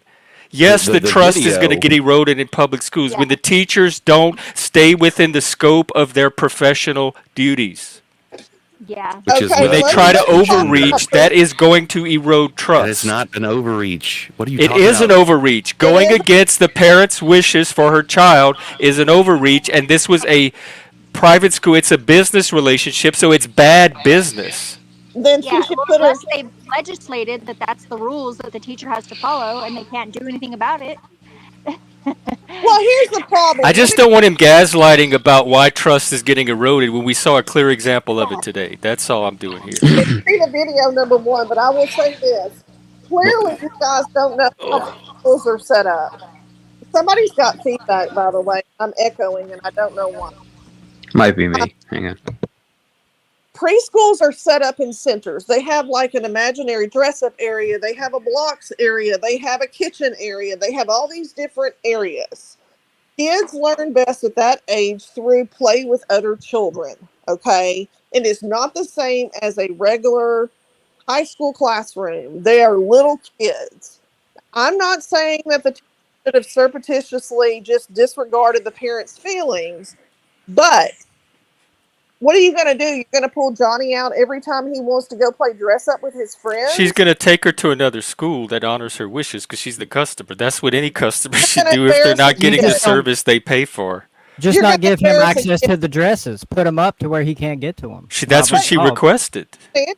They're all hanging up. There's like a fireman's house. I've been in classrooms. I could figure out a way to honor this parent's wishes and not have the kid get the dress. And I would just tell the kid every time he went for the dress. I would explain to him. Here comes another situation where you're going to embarrass the kid. That's what's going to happen next because you've got a classroom. He's 2 years old. He's going to learn embarrassment at some point. Well, you don't embarrass him through telling him that he can't play with his friends and put on whatever dress-up outfit he wants. Yeah, you honor the parents' wishes. If that causes embarrassment in the kid, oh well. The parents, that doesn't usurp the parents' wishes. You don't say, I'm not going to honor the parents' wishes because the kid's going to feel bad. No. That is a major violation of the parental role. That is a major violation of the fact that that parent knew that classroom was set up in centers, and you need to ask. Well, she obviously didn't know about the dress because she made a big stink about it over and over. Why would so you think it's okay for teachers to? If I had a kid and I brought him to preschool and they said there's playtime, I would not automatically assume there's a dress involved. I would think they're playing with toys and blocks and stuff. There's all kinds of outfits in the box. That's what. And that doesn't even matter because once she found out what playtime actually was, she had the right to request at that point when she had the knowledge of what playtime was. Do you think it's okay for a teacher to allow your son to wear a dress when they come in to school or whatever? They show up in pants. That should have been at home. What you guys are asking right now is basically asking that teacher every time you say Jimmy play with this orange block, I want you to stop what you're doing and take away that. No, it's the dress. It's the parents. It's the dress. No, you're the one gendering it. You're the one gendering it, not the child. It doesn't even matter if it's gender. I said it could be a cowboy and Indian costume. It doesn't matter. It could be some like superhero costume that doesn't have a gender. It's the parent's wish for the child, and the parent is the customer. Did you really just try to say dresses aren't gendered? Really? Okay, Johnny, go sit over here. To a 2-year-old? Dresses are gendered. That's crazy. To a 2-year-old? Right. Yeah, they're prioritizing the perceived feelings of a 2-year-old kid over the wishes of the parent. That's ridiculous. They care about the learning of their child more than the learning of his learning's not going to suffer because he can't play with a dress. Why not just have dresses? Yeah, not in my classroom. I could teach him math and reading just fine without him wearing the dress. Do you know anything about social emotional learning for? I can teach him math and reading without him wearing the dress. Then I promise you, I can test me on it. Give me a kid.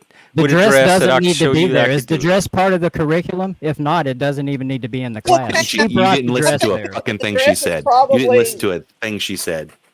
I think the thing is probably like when I was at Head Start, I remember they were all hung up. There was like a fireman's, a cop. There was a Tinkerbell dress. There was all these anything that cool. Things, okay. They were just there, and kids just went over there. And sometimes you see a little boy with a dress on and a fireman. Right, but what if a parent didn't want their kid in the Tinkerbell costume? You don't override that. And Head Start's it's public education, so this video specifically was a private business, so it's a customer relationship. Then why, as a parent, put yourself in the position of being a parent? Because I'm a parent. I don't know other people up here may be parents as well.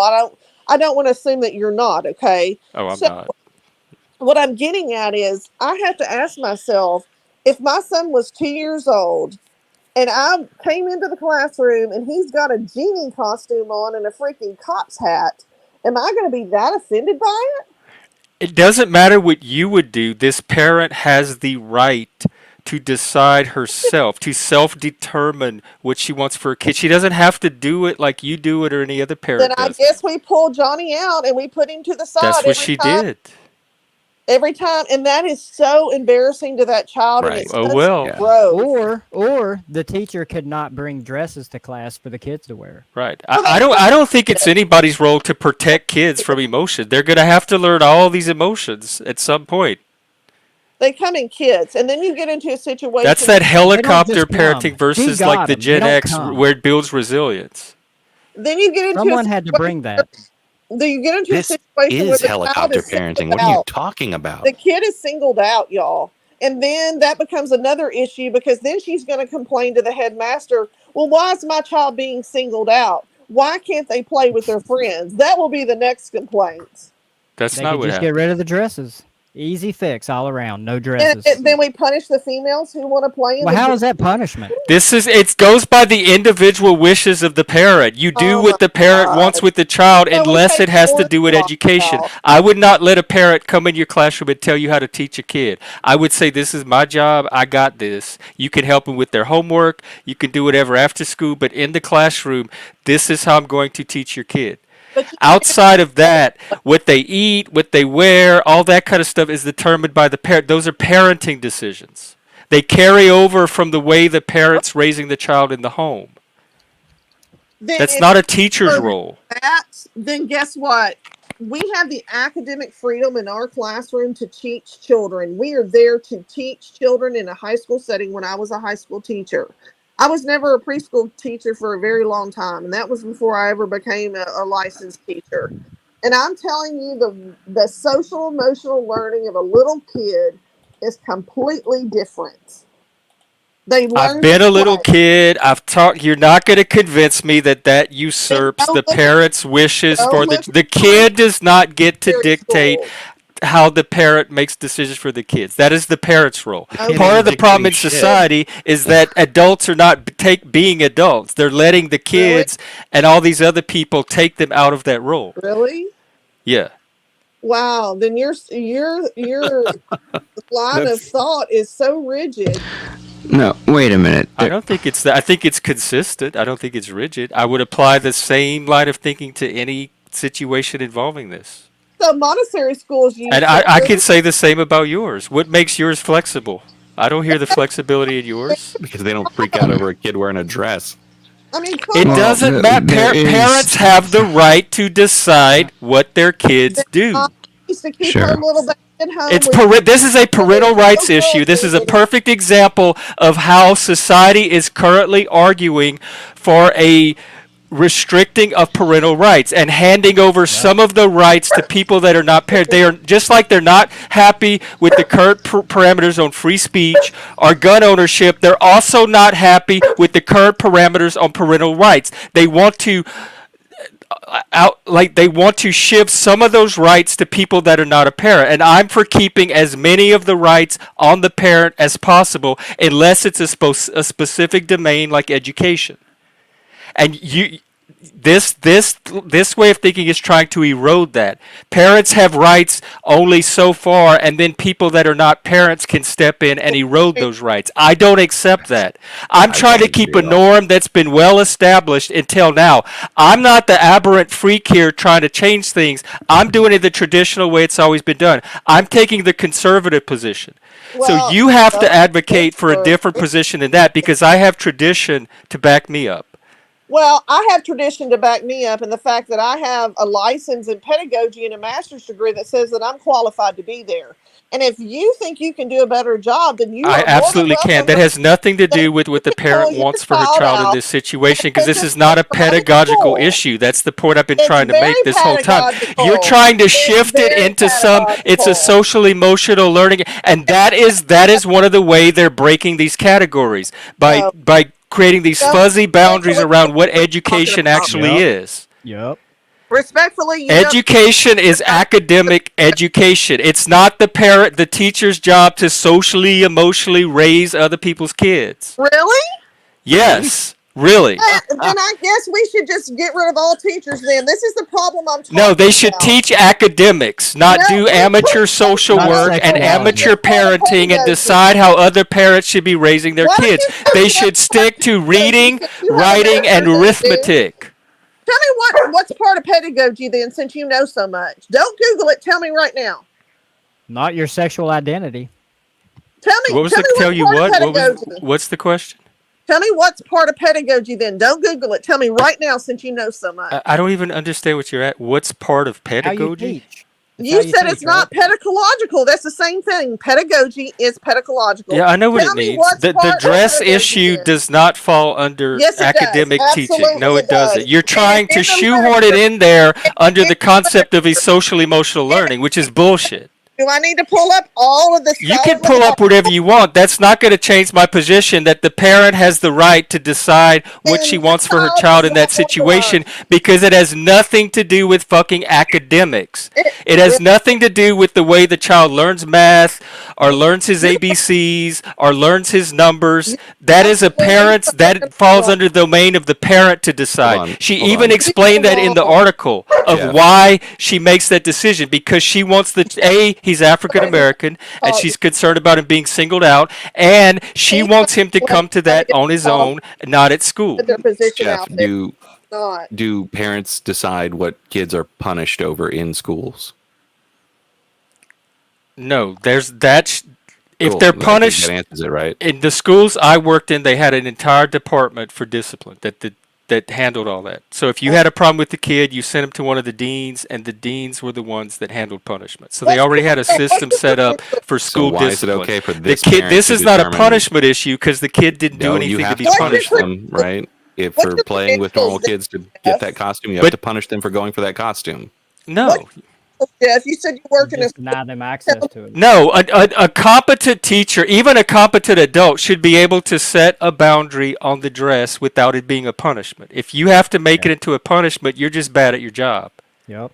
I disagree completely. Well, we're just going to disagree. So then, what do you But- you take away but- all dresses and Yeah, therefore put the dress punish all in the a But people? as I said, just give me a What did you do in classroom the and then school, you Jeff? do your thing in the classroom next to me What and did you we'll do in see the who school, produces Jeff? the better outcome. I'm willing to actually put this to a practical test. I'm that confident in my ability to handle this situation in an adult way. No, you're Can not. the dresses not be locked up in a locker? You're telling me Can I'm you not lock it up in confident. a You're locker? telling me what my confidence level is. That's ridiculous. You're screaming over me like a buffoon right now. Well, and then you- then get off the panel. This is how I talk. I'm a passionate person. If you don't like my passion, stay the fuck off my panel. Don't ma'am. come put yourself on my panel and then complain. Why are Wait, you? did you actually say lock it in a locker? I was joking about that Yeah. earlier. We need to have a No. dress locker now. But We need Yeah, to why have not? locks Why where not? it's a gun. You have the ability to Call leave this you a panel freak. at any time and not get yelled at if you think I'm yelling at you. You said that I called you a freak, and I didn't do that. I didn't use the word freak one time. I said I'm confident in my ability to handle this situation and produce an outcome that's better than what this teacher's doing. And you said, no, I'm not. Meaning, no, I'm not confident. And I said, you don't have any way to know what my confidence level is. I asked you a question since you claim that you work in a school system.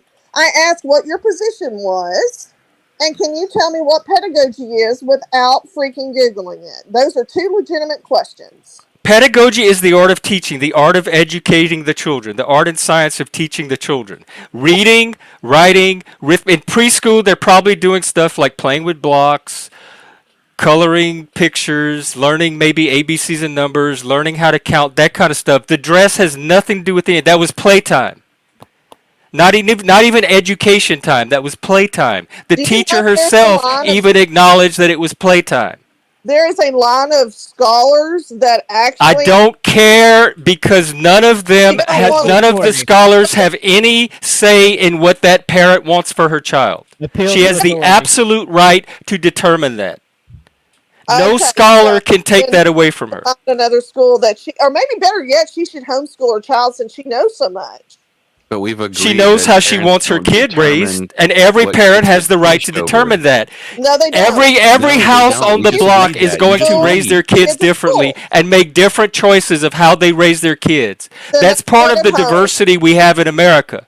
If you want a monoculture where everybody raises their kids the exact same way and all the parents police each other on how they're raising their kids, you're welcome to it. Not in my America. No Yeah, way. That's what you're doing No, right. you're. You're policing. That's and exactly following. what you're doing. Yes, that's exactly. No, what I'm you're not. doing. I am standing up for this one parent's right to raise her kid the way she wants. I'm not making a single statement about how any other parent should raise their kid. You are telling this woman how to raise her kid, and accusing me of doing what you're actually doing. You're projecting and you're gaslighting.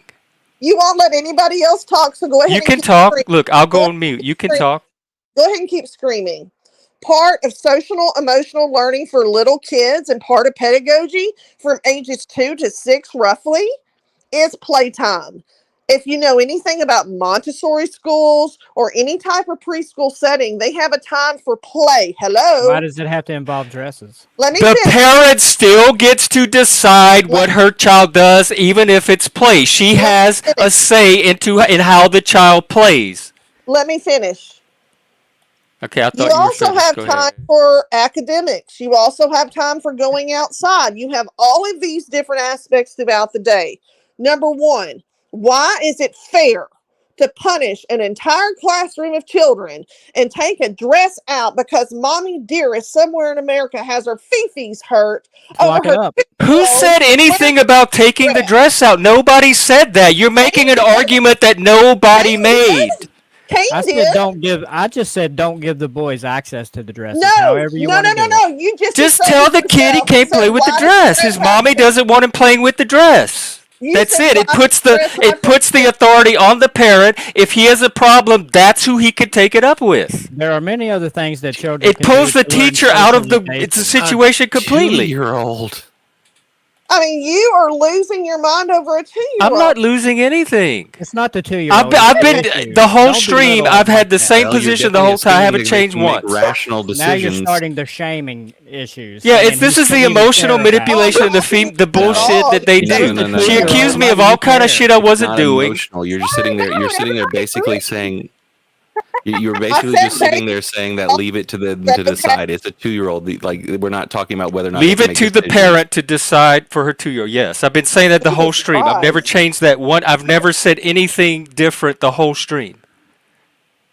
But you are so rigid, Jeff, in your thought process. If that you can think that's rigid, I don't care. I support parental rights. You can think that's rigid. That doesn't bother me. Jeff, when I said it's a 2-year-old, I'm saying when you sit there and tell a 2-year-old that they can't do that, you're sitting there assuming that that is a complete and utter rational actor who can understand everything you're saying and can. It doesn't have to be rational. I don't have to make any of those assumptions. I can get a 2-year-old to stop doing something without seeing him as rational or anything. It doesn't depend on anything going on inside the 2-year-old. It depends on me setting a boundary and keeping it. That's it. I can do that very easily. Well, we'll go ahead and we'll just go with your. This is what Mr. P was talking about a while ago, and I don't know if you're still up here, Mr. P. The fact remains is things have gotten so extreme because of this rigidity right here. Because you let boys wear dresses, that's why it's extreme. Teachers can no longer teach because if you can't teach because this parent doesn't want her kid wearing a dress, then you're just a bad teacher. You shouldn't be in the classroom to begin with. If that's what your teaching skill depends on, then you shouldn't be in the classroom. I would want a different teacher than you in the classroom. Plans for each 25 kids in every classroom then, because mommy's little feet. You're just making excuses after excuses. I've told you how easy it is to handle this issue. It's very easy. Why would you? You're rationalizing and justifying not having to draw a boundary and honor the parent's request. Why would you pull a child out from though? You've already Do what, agreed Zephyr? that the schools have the right to choose what they punish. So, like, I don't know. You already given up. Y'all are bringing in punishment. None of this. I never said punishment one It time. has to be punishment. Like I don't want my kid playing with the dress. punishment. Okay, That's when the hilarious. kid goes for the dress, you reinforce that the parent doesn't want to play with the dress. I think it's You hilarious. back that the you guys parent, mentioned right? not- It's that not simple, right? letting It just a ends boy right there, wear a right? It's dress. so yes, it is right. It's so simple. It is right there.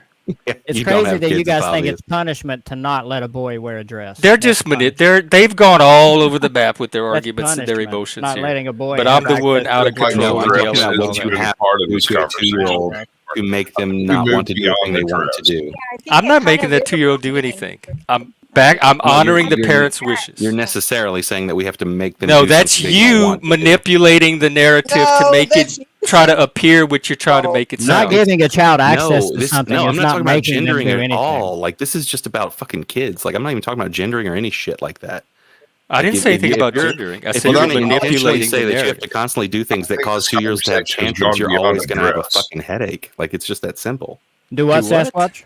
I said, I think this conversation has gone beyond a dress. I don't think we're talking about a dress. Boy, no, they're talking about they want to encroach on parental rights and not honor a parent's right to determine what they want for their child. That's the fundamental. They're control freak. They want a say in how this parent raises her child. Then why does They don't want to honor the parent's right to determine that. They don't want to honor the boundary between the parent and the teacher and have them in their appropriate roles so that the system can work. My appropriate role is to teach the child, and I'm going to run Right, and so you should be teaching the child and let the parent. And about sexual identity. That's your job, to teach a kid about their sexual identity. You're asking them to police their sexual identity. You're literally nobody. It's the guy's the dude's 2 years old. Nobody said anything about sexual identity, but you just now. But I'm not talking about the case. I'm not talking about the case of the 2-year-old. I'm talking about this entire ideology being in schools. They have a real problem that this parent doesn't want her child playing with a dress. The parent has some big to address, apparently. Why can't they just put the dresses out of reach of the boys? To the point that they're willing to defy the parent's right to parent her child. Amanda, what's wrong with Amanda, what's wrong with putting the dresses out of reach of the boys to where they can't get them in the first place? What's wrong with that? You have 25 kids in a classroom, and you have one little boy whose mother doesn't want him to have access to a dress. And guess what? No, for all the boys. All the boys. boys. Let me finish. Go ahead. Stop yelling, Amanda. Why are you yelling?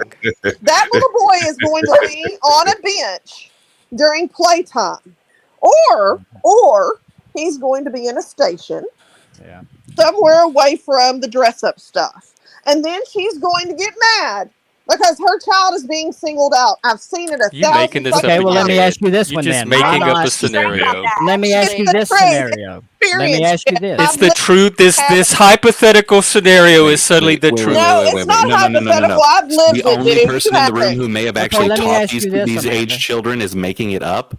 Like seriously, one of the only people. She's making up this. She's describing what's going to happen to this little kid. That is a hypothetical scenario. Come on, Effigy, you're smart enough to at least recognize that she's positing a hypothetical scenario of what's going to happen to this kid. She's not talking about anything factual. But it's not based on her experience. It doesn't matter what it's based on. It's a hypothetical scenario. The fact that you can't acknowledge that makes me wonder why you're not. So what about this, Amanda? Why not put the dresses up to where none of the boys can wear them? Okay. Oh my God, the manipulation going on here today. Let me explain something to you. When they all do playtime, imagine a classroom with boys and girls. Imagine. Right? See, she said imagine. She's hypothesizing. Please stop and let me answer his question. You're being very rude. Well, then leave my panel. If you don't like my panel, leave. You voluntarily came up here. You can leave just the same way you came up. You are coming in with a whole lot of hypotheticals, honey. You haven't thrown a whole lot of actual I have experience in education, and I'm not going to give you as my experience. Appeal to authority. Appeal to authority. That's not an appeal. We were talking about a very specific situation, and you don't have any more experience in that classroom than any of us do. Okay, sure. You're abusing your authority. So why not put the dresses up so none of the boys? I have a master's degree in education, and you don't. Okay, that has nothing to do with this kid and his mom and this teacher. You don't put them up, Jeff. You have very poor boundaries, I notice. No, you have very poor boundaries. Amanda, why not put the dresses up so no boys in class can get to them, and that way nobody's excluded? Because you're punishing the other students. Well, what if some boys want to and their parents are okay with it? Right. It doesn't mean that that's an activity that should be endorsed in school. Let them do it at home. Oh my God! Really? Yeah, Caldy, what do you have to say about I had all of that, and that makes a lot of sense to me. What's that? So we're going to put up all the dresses so it doesn't offend somebody. I didn't say that. I'm not advocating that at all. Hypothetical yet again. Just tell the boy his mama doesn't want him playing with the dress. There's nothing more simple than that. None of these arguments are going to change that. My belief that is the best course of action in this situation. You failed to persuade me otherwise. You have not made your case. In front of the mother and the child. I would like to hear from Caldy since he just came on the panel and hasn't had a chance to weigh in yet. Caldy, how are you doing?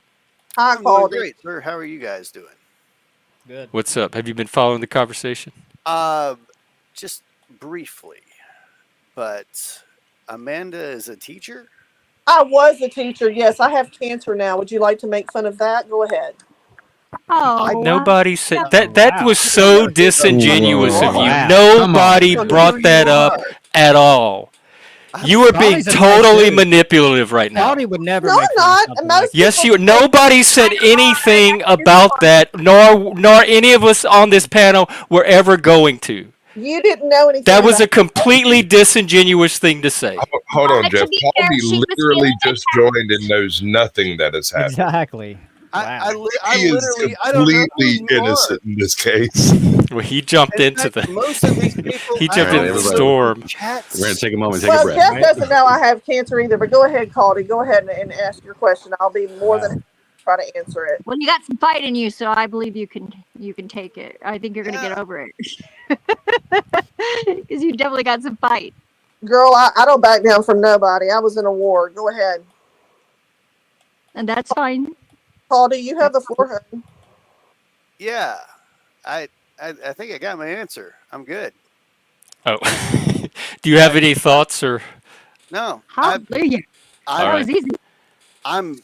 I'm good with Amanda not teaching. So, Amanda, let me ask you this. Why is it Amanda? Amanda, let me ask you. I feel like I can. So there you Amanda, go. why is it punishment to not let the boys wear dresses in school? To not let the girls. I don't Nobody look at said it nothing as about that. I'm talking about keeping it only from the boys. Why is that a punishment? because why are you going to do that to the other little boys who want to play dress up? They can can play do it at dress home. up, just not in dresses. Why are you so offended by it? Parental rights. Parental rights that maybe another mom wants their kid to wear that. Maybe, And I think they should. maybe another one, this and that. I mean, I'm talking about a general rule for the entire class, not letting little boys dress up like little girls in class. I don't see what the problem is with that. I do because from What's the problem? a social emotional standpoint, who gives a damn? Let them play The dress parents up. do. The parents care. No, one parent. Yeah. Yeah, I'm sure it's more than Oh one. Lord, let's see what this guy has to say. Hell yeah. Okay, first of all, I would not be offended, and I am not offended. Hey, If a Super. parent, I am not offended if somebody else wants to let their children cross dress. That doesn't offend me. What offends me is somebody violating my parental rights to bring my child up in the ways of the Lord, so he shall not waver. Thank you. Then put your kid in a parochial school. Yeah. Well, that's one. public That's, schools are for degeneracy. Then basically, is what that's you're saying. okay. So let's talk about that part of it. As a Yeah, teacher, see, you there are it is right there. contracted to teach. Calls it You are not degeneracy. It contracted is. to raise my child. So in that contract to teach, again, you stick to the curriculum. Yes, and the Sexual aid. curriculum for preschool. Would you like me to pull it up? I can show it to you. Yeah, we're To talking allow about children Can to you enact let a out man sexual fucking things speak is without? degeneracy. Can you let a man speak without interrupting and projecting your fucking bullshit? I'm not the only one talking, Super. So You calm just yourself. interrupted me to project your bullshit. That's what I'm talking about. Can you let a man speak without doing so? Okay, why don't you calm down, and then I might. No, Amanda, we don't calm down Yeah, people on you this shut panel. up. That'll You get you shut kicked. up and respect the Yes, sir. No, motherfucker. I'm not Kid. going to respect anybody that doesn't. He can respect have me. whatever emotion he wants. Yeah, I can have every you want to emotion sit I up want. here I'm and not run your telling you not fucking mouth. to. You want to sit up here and run your fucking mouth about a teaching position. Let me tell you, my companion was a special education teacher dealing with these kids. She would never interfere. They're not. It is always the kids. parents' They're decision. kids. It is always the parents' decision, and she doesn't tell a boy, go ahead and wear a dress. The It's not child, about wearing a dress. It's about Okay. playing God, some This dress. is, you guys are being so fucking punishment- disingenuous. This has It's nothing to do about with the dress. gendering. Oh, This is This fucking is not about 2-year-olds play sexuality. play So up. if the Don't make it punishment, sexuality. It's Again, parental rights. correct. So again, you interrupt me without letting me Right, finish and you're my trying point. to tell these teachers what to punish, and we already agreed that they. No, I determine what they never punish. said punish, and I No. never brought in gender. That's what Again, he wants. He wants again, to I've it is given about I've given plenty of alternative examples other than address of how this situation would apply just as equally. religious babble. And again, it is not the teacher's position to punish. That's why I said That's it is salvation. my responsibility to bring my child up in the ways of the Lord so he shall not waver. That means I have the responsibility of punishing him. Then teach if him he at your doesn't fucking follow home through. and shut the fuck up. Yeah, I that's a never Like, then public don't said let I him go would to a bring school him that up you don't in the. like, or you might have that. Yeah, because Go they send want him to a fucking degeneracy to Bible reign in school. public schools. Oh, It's got to be Listen, I there believe it is. firmly in There's raising the your real children. thing. Well, It's all you're telling people not degeneracy, to right? Yeah, when you where to send their sexualize kids to children, school. when you sexualize children, It's that all these is the control freaks definition that of want to take degeneracy. they want to take the role of the parent. They absolutely do not want the parent to have determination over how they raise their child. They want to roll in that. They feel entitled to have a say in how other people raise their children. They're a bunch of fucking Karens. Because This is the Karenocracy, y'all. Children are property all of the the control you community. want. That that's is the part of the biggest bunch problem. of bullshit projection I have ever heard. Exactly. Kamala Harris This said it. entire shut the fuck up, every one of you. This Oh, entire really? night Kamala started. Harris Fuck said up This it. every one entire of you? night. This entire night started with you guys disingenuously lying about a video that I came up here and proved you all Nobody fucking lied wrong about it. on. We didn't lie. We looked at your I don't context and even we know what filled the it in video with was. the I just additional got here. information And you you were gave us. all Don't fucking accuse us of wrong. lying. That's And not you what guys are happened. You still- clowning your own you guys are self. Still fucking Anybody painting can this watch out the the stream wrong and way. see you bullshitting. And I don't know anything about it. I just got here. You guys think a 2-year-old is trying Yeah, to wear I a dress just wanna because he wants run to be your a mouth, girl please. other than just playing in a fucking game? Like, it's Never fucking said that. insane. Listen, We're I keeping it totally focused agree. on parental rights, and you're trying to take it everywhere but that. Yes, Because I they're totally really, insane. you really have no argument on the parental rights side. So you have to find all this other way to make your case. And I totally agree with It's manipulative. This raising is your the own first time children. ever that some boy picked out a And dress I from totally at a agree. fucking preschool and put it I on. tot- None of that has I'm anything ever to do right. with Anything what this that parent an wants for her anything to preschool child. do has with it. dress up clothes right now in it. A And I preschool, a religious preschool has dress up clothes that include a dress in it right now. Okay, I want to hear what Yeah. Wiz was going to And say. I agree totally. I do have one quick question, if you don't allow Go me. ahead, Mind Caldy. me jumping in real quick. Amanda, did you teach in a city school or a rural school? It doesn't matter. Oh, I think it does. It's a question. Why? Might. I think She's in it- fucking don't wanna admit it Arkansas, was a dude. city because, school. because That's all you need to rural know. schools, She's in fucking Arkansas. FG, I'm not talking to you. I'm talking to her. Wow, Exactly. just Arkansas alone. I think there's more going on at the surface there, effigy, than just this one issue. Yeah. Yeah. Let so- Caldy and finish so his my- thought. First of all, And so my- and so Hang my- on. Caldy, did you get Yeah, your question so, up? so my if you- credentials speak for Wait, no. themselves. Caldy has the floor. You're from Louisiana, okay? Amanda, Caldy Land has the my- floor. my You're simple from question- Louisiana. Wow. my- Go ahead, Caldy. I'm from just around the deep south too, ma'am. I'm just asking a question. Are you at a city school or did you teach at a rural school? Because if you taught at a rural school, I call bullshit that you allowed that to happen and parents allowed that to happen. That doesn't happen out in the country. That doesn't. Boom. It's going to be in the cities, She won't admit it. and that's why she wouldn't admit it. Damn, so she got real It's quiet. cities. It's cities. Yeah, it's because you put me backstage, Kane. Because you were not letting Caldy finish her question. So don't come and act all innocent with me on that. That's not going to fly here. Why do I need to answer it? It's Arkansas to rural. You didn't let him ask it. You don't have to answer it, but you have to let him ask it on my panel. If you go on other panels and they let you talk over people while they're asking a question, then that's the panel you need to be on. It's not going to happen on this panel. Well, you I think talk the over. answer is pretty everybody, obvious so. now. It's a rural state. So does that answer It's your a royal question? state, but are you They don't have teaching in a cities in city? Arkansas? Are you teaching in a city? Washington is a rural state. Okay, every Taught state in is a rural cities state. and rural, and I don't know. This has nothing to do with me and a 2-year-old in a preschool. This has to do with an Thank article. you for your answer, ma'am. Yep. Thank you. I'll mute myself. Hey, Pero, I like this guy. Can we keep him? Yeah. I like all you guys. Oh, yeah. I like all you guys. And I love you too. Great. Okay, so I agree with I the like each concept. and every one of you like a brother and a sister. So I agree with the concept of keeping your children out of the public education system. So yeah, I appreciate the fact that Amanda doesn't teach. I would appreciate that fact. I would appreciate the fact that my companion no longer teaches. I would prefer that we all teach our children in the ways of the Spirit instead of all this education. When we lose our talents as a child, and we start indoctrinating into this public education system, and then try to develop talents later on through college as if they're going to be some kind of specialty, only to find out that we go to the workforce and we can't get a job in our specialty. The whole system's fucked up. I believe we should be raising our children in their talents and then educating them according to their talents. Listen, Doctor, I think that works for But we Europe, still so need why not? education. I mean, they don't go to high school unless they're going to go to college in Europe. So There's a whole lot to be said for technical education over academic education. Yep. I got both a public education and homeschooling. I guarantee it works best together, but I guarantee you better know that the public education isn't qualified to give you the education you need. Sure, okay. Where is it qualified to actually give you the education you need? Let me ask everybody, when you got a high school diploma, did you go out upon the world as if though you had diplomacy in you, as if though you had some kind of diplomatic immunity because you had some kind of motherfucking knowledge?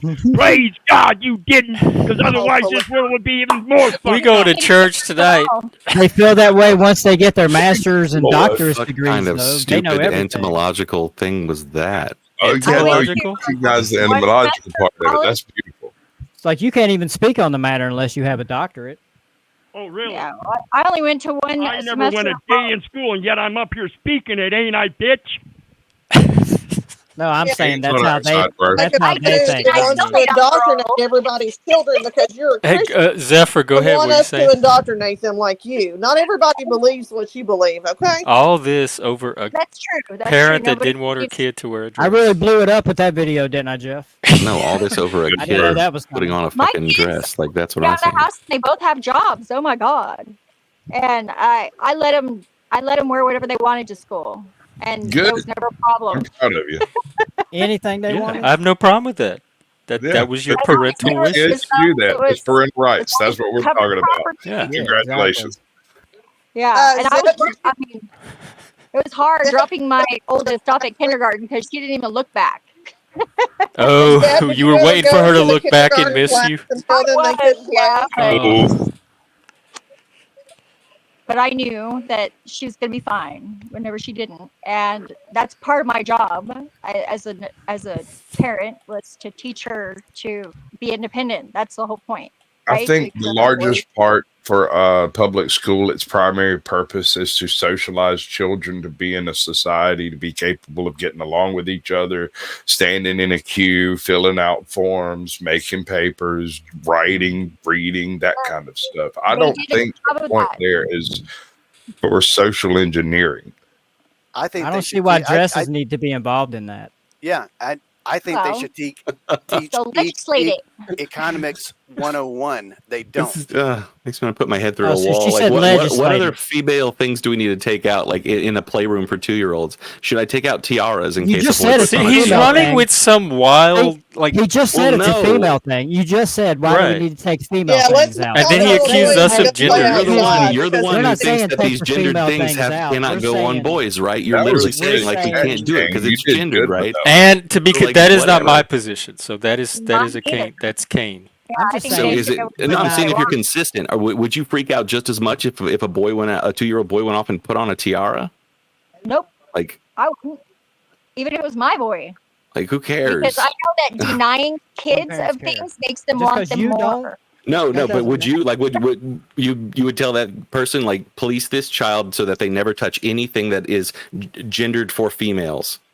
I don't want him Yeah, putting on a dress. I don't want him to touch. My 2-year-old Not should not touch a clothing. tiara. It should not touch a magic wand. Should not touch a Barbie. Should like anytime this person gets See, anywhere the near Doesn't any only toy really way to that's get your gendered. point across is to go to extremes. I'm A lot talking This of is about not a extreme dress. at all. I'm This is talking not about a extreme at dress. all. Effigy. Who Fucking dress carries was in around a tiaras? dress Who up carries thing. around- You're Effigy. freaking out over a dress that they're playing dress up on. Hey, a lot I'm of freaking out over violation of parental rights. That's So it, get Hey, it yeah. straight. Jeff, let me ask You're the one you a asking question. teachers to do something extra, Jeff. Let me But ask isn't you. there parental Yeah, rights That's on not the other side? extra. Bringing It's the dress extra class to was enforce extra. parental rights. That's extra. Bringing the What do you dress want? into saying- Go class, ahead, that's what Caldy. was I want to hear from extra. Caldy. What if they had the parental rights where they wanted their kid to wear a dress? Like, Then that's what doesn't should go be both honored. ways? Yeah, that's fine. Yeah, yeah. Do it at home. If the kid wants it, the whole thing in this issue is that's something the kid wanted. Like, I don't know that a parent should force a teacher to make a kid wear a dress if he doesn't want to. All right. No, absolutely not. Effigy was just saying all this stuff about boys shouldn't do this with girls stuff and stuff, blah, blah, blah, blah, blah, blah. That's how it happened throughout fucking time. Yep. You sure? Throughout fucking time. You sure? What history books you reading? Sure. Yeah, Alexander the Great was gay too, but we just ignore that. We're not talking about nobody cares about homosexuality. people being gay. Really? No, Roman times or hold on. I'll go to the older than that about Greek Alexander the Great times or Hang on, let's Sasquatch. about exactly. Go ahead, Sorry. Squatch. We can go to the mat about Alexander the Great any old time. I'll take the Pepsi challenge with you. We could do it. Yes, he was homosexual. Him and Hephaestion had quite the love affair, and they enjoyed his stay all the way across Asia. He was still the greatest general of all time, and it did not mean he was oppressed. But he oppressed a lot of boys. No, he was one of the biggest oppressors in history. Right. So I still never heard how is it a punishment to not let boys wear dresses in school? Yeah. If they want to and their parents are fine with No, it. So if you don't give a kid everything they want, it's a punishment. Well, no. So you've already got this set group of like costumes in this toy box, No, right? they don't have to be So there in the now first from place. this, no, That's but the it is extra it's shit already that they there though, right? We're using the situation that exists. They're Because already the teacher there. put it there. Yeah, we have to make So to special create Wait, accommodations. let Effigy finish. No, I was asking a question. So to create the situation where the boys can't get it, we either have to deny the specific boy, which is a continual like punishment for the boy because he wants to go there and do that, play with his friends, or we have to move the entire set of dresses and only make sure that we hand them out to the girls, or we have to deny everyone having them there in the first place. So using denial as punishment on its surface. You guys are looking way more into this. It's just a bunch of random clothes that it's just kids who aren't gendering it like you are putting it on.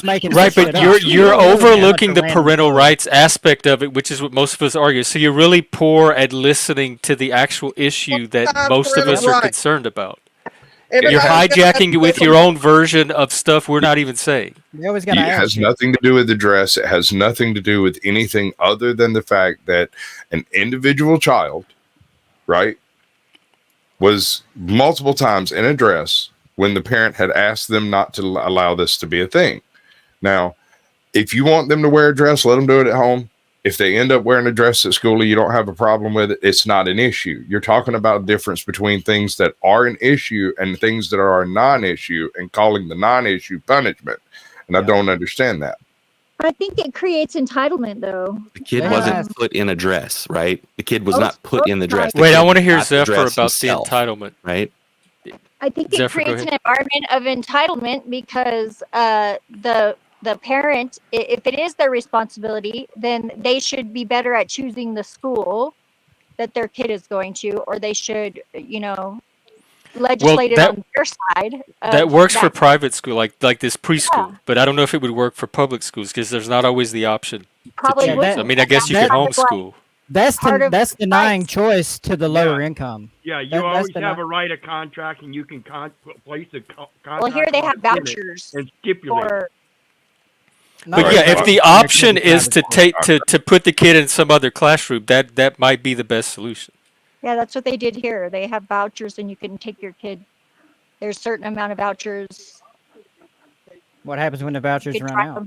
Halfway across town, if you want to. So there's only so many amount of vouchers. Not everybody that's in a low economic bracket can afford to get a voucher or whatever and send their kid to a private school. Every kid that got a voucher in my state, none of them were D or F students in a poor school. They were all from rich private schools that got the vouchers last year. You guys sound like this is starting to sound like arguments I've had with Muslims. Honestly, this is what you guys are starting to sound like. Oh, here's that shaming. I don't even know what that means. It means you're starting to get to the point where you're like, well, why can't you sound like you hate red states because you turned your nose up just at the idea that it was Arkansas. So don't come at me with that bullshit. I live in a red state. He doesn't like that. Well, it happens in every state. The whole premise with the vouchers in my state was to move DNF students from poor performing schools to better schools, and not one parent. It's in the newspaper. She had a stupid press conference about it. Every voucher has gone to a kid in a private school already. That's what Sarah Huckabee Sanders said, not me. Yeah, I don't like that girl. Oosh. I feel like she might smell like a fish tank. She probably does. But that shouldn't be an issue other than she's. Yeah, I guess people have the right to smell like fish tanks. Yeah, if they want to. Sure, Do it. sure. And I the, mean, the voucher I system didn't say there was anything wrong with it. I just said I theorized. Go ahead, Cody. The voucher system is also bullshit because out here, what people are having to do other than vouchers is I have 2 people that use my address so that their kids can be in a different school district, right? Yeah, That's what they do out here, It's pretty right? smart. Yep, and you have to another lie. thing. The voucher As you thing look at is Sasquatch, always I been advise you to bullshit never for say all that again on a public live They stream. don't provide transportation for those voucher kids either. So a lot of DNF parents don't have transportation to take them. That's what I'm So saying. did we move on from the dress issue? It sounds like we're talking about something else. I Thank think so. goodness. Hush, hush, hush. I don't know. I just have to. I'm sorry, from the parental rights issue. I had to defend the rural people. What's this Yeah, common issue? well, you know they're a protected class now under Biden's equity order. The weirdos Yeah, are scaring the I'm shit out of me Mexico, right the whole now. That's state. why I'm literally transphobic. I got Actually you, Kane. afraid of the ideology. My kid is Sorry. trans. Yeah, I can tell you have a fear. Bump into my kid, but otherwise. I was reading a cool. comment. That's not me. Yeah. Oh, okay. Well, whoever's transphobic, just I hope you don't bump into your kid. Otherwise, we're cool. That's what Zentz said. I don't know what this. I'm not acting like anything. I'm talking about parental rights. Nobody said anything about grooming. You know, think you're getting grooming out of the way we're acting, like the way we're presenting on the stream, and in your mind that's translating into we're talking about grooming. Lady, you're nuts. He's in the very depth of fear. I'm not worried about it. No, you guys are in the depth of fear. Jesus, the trans panic is got. No, you're scared of by the this lady balls, having man. a say over her child's life. Like We you're just see what's scared going of on, you. dude. You are Not worried at all. about this lady having parental rights. I don't We even just think see- the lady was making that big a deal of it. I think the grandfather was making the bigger deal. To tell you the truth, I think the lady. We probably read didn't have a the big deal. article you sent us focused on the mom and all the things she had to say about it. It had like a paragraph on the grandfather. Yeah. So But I the saw the mom grandfather's definitely reaction was by what we've video, been so- focused on, the parent. It's a parental rights issue. And they believe the state should have rights over your children, not the parents. Yes, these people on the No panel one- no like one want ever more said that. You control guys- you over guys your jumped to kid. this- They want this you to have weird less assumption. control because they want to take some of it for themselves. I'm saying you don't deny You the always matter agree for to one less control child. over your kid when you And let now someone I'm else back. fucking Because take them and it's teach an them for 8 outfit hours a day, to right? make Yes, for one the little kid educational is part, happy. but we already have the parameters right currently of where that control ends and begins. Y'all want to shift that more toward the teacher and more But away you from the said, parent. do you agree that they have the ability to choose what they punish? I didn't frame this as punishment is your thing. I never brought in punishment, and I never saw this as a punishment issue. Telling the kid that he can't play with the dress because his mommy doesn't want him to is not punishment any more than the mom saying, "Timmy, we're not playing video games right now. You get an hour a day. It's time to turn the video games off." That's not a punishment. But that's denying them social flourishing. Hold on, Jeff. Are boundaries punishments? No. Okay. They seem And I to got think it another is. question. Why would you consider punishment in education? It's based on a reward system for accomplishing things, not a failure system and punishment. I've never seen that in school. Leave no child What are behind. you talking Where about? the fuck? Well, I'm talking about where does this concept of punishing a child come from? They think denying that. I know, they that's think what we're denying wondering, boys too. I said wear no one agrees dresses that is- the parents determine what schools punish kids over. What they're saying is that if you don't let the boys wear dresses in school, that is punishment. They're framing it as a punishment, Yeah, and we are denying that part that's right the there. case. You're punishing that part right there. That little kid is going to be singled out, but that is up Okay, to Mr. that parent. Parental Rights. If a parent is okay with their boy wearing a dress and the boy wants to wear a dress, how is that bad under your? It's not. I've said that over and over. I have no problem with Well, then that. that's Do it at fine. Then home. what the fuck are he Not in wailing school. about? Not in He's school. all Do it at No, home. Kane's not Where's arguing the for it. He's saying not in punishment school. as a punishment? Well, Kane is talking about a different issue than just the parental rights stuff. Mm-hmm. But I'm only focused on parental rights. Yeah, well, I don't think it's a point at all. I mean, I think it's up to the parent, but that parent is going to probably have to deal with that at some point later. So that's But that's poor parenting. Yeah, In my exactly. opinion, But I'd rather the parent deal with it later than have some teacher be the one dealing with it. That's not the parent. Yeah, maybe the kid will kind come of puts out them in an awkward position, though. if they're gay. These are, everybody always has an opinion on how other people should raise their kids, and this is just another version of especially that. people It's who've never poor had boundaries between you, all of this your at home. role in society, and people being parents over their kids. You are None of not this is every actually kid's learned. parent. I don't know This why is y'all keep all bringing up has- homosexuality. Nobody said anything all about has to Not do with you guys this not entire once. The time. gay issue was not even once part of this. Listen, if I'm raising my son and I tell my son I don't want him wearing a dress in school, and that teacher thinks that because she's not allowing that kid to wear a dress, I don't care. It's not your position to consider whether it's a punishment or not, because I already stipulated that's my son. I'm bringing him up the way I have a right to, and if he wears a dress, I'm going to punish him. That's where the punishment comes in, not in Can I school. tell you a story about whenever I was in school? My dad told Yes. me that if I ever got into a fight and I didn't throw the first punch, that he would kick my ass when I got home. Right. So, Hey, to that go was back the to rule. Huckle's point, he just Yeah. said that he would punish his children for wearing a dress. So if you as a teacher let the kids wear a dress, then you're sending them home to punishment, just like you fear they would get punished if you use the wrong pronouns and stuff. So how is Nobody that makes any the face different? I got. How's that any Grounded. different, Amanda? I'm sorry, what was your question? I said earlier you were saying that the big worry is that if you use different pronouns, like if you call a boy or girl in school, you don't tell the parent because they might go home and get punished. How is that? Okay, so how is it any different if the parent is going to punish a kid for wearing a dress and they come to school and you let them wear a dress? Not They're going to go punished, home and get abused. punished. What's the difference? Abuse was the term earlier. Concepts Not in your Abuse, question. punish, whatever. No, You're punishment. taking- No, You're there's a you're huge difference recasting in it as abuse and abuse like you punishment. did everything else in this Distinction. discussion. No, we Yeah. were talking But about what's the abuse difference? earlier. Concepts That's and what we were crossing talking the line. about. What's the difference from the teacher's point? No. You can't caveat that. You have to make them make that argument themselves so They already that did. catch them out on. But you have to let them frame it themselves. If you're going to approach this from a debating perspective, you have to use all the tools at your disposal. Sorry. Well, I have some bad news. I'm about to punish all of you. Do with pronouns. Hang on, Amanda. I'm about to punish all of you because I've been going for almost 9 hours. I'll let it go 15 more minutes, and then I'm going to have to wrap it up. It's 11 o'clock here. All right, my But we closing can argument. continue it tomorrow for sure. My closing argument is that I believe the school system, certain parts of the medical profession have found a way to monetize the natural confusion and naivete that children have about going into puberty. And Abate? What is abate? Can you give me a definition? Naivete. Naive. Oh, Naivete. naive. Naivety. Yeah, yeah. Okay. Right. Thank you. Now I understand. That's my position. He's a little They found a farther way to south, but monetize it. it's okay. I think that's a fear tactic for the most part, and it's working very effectively.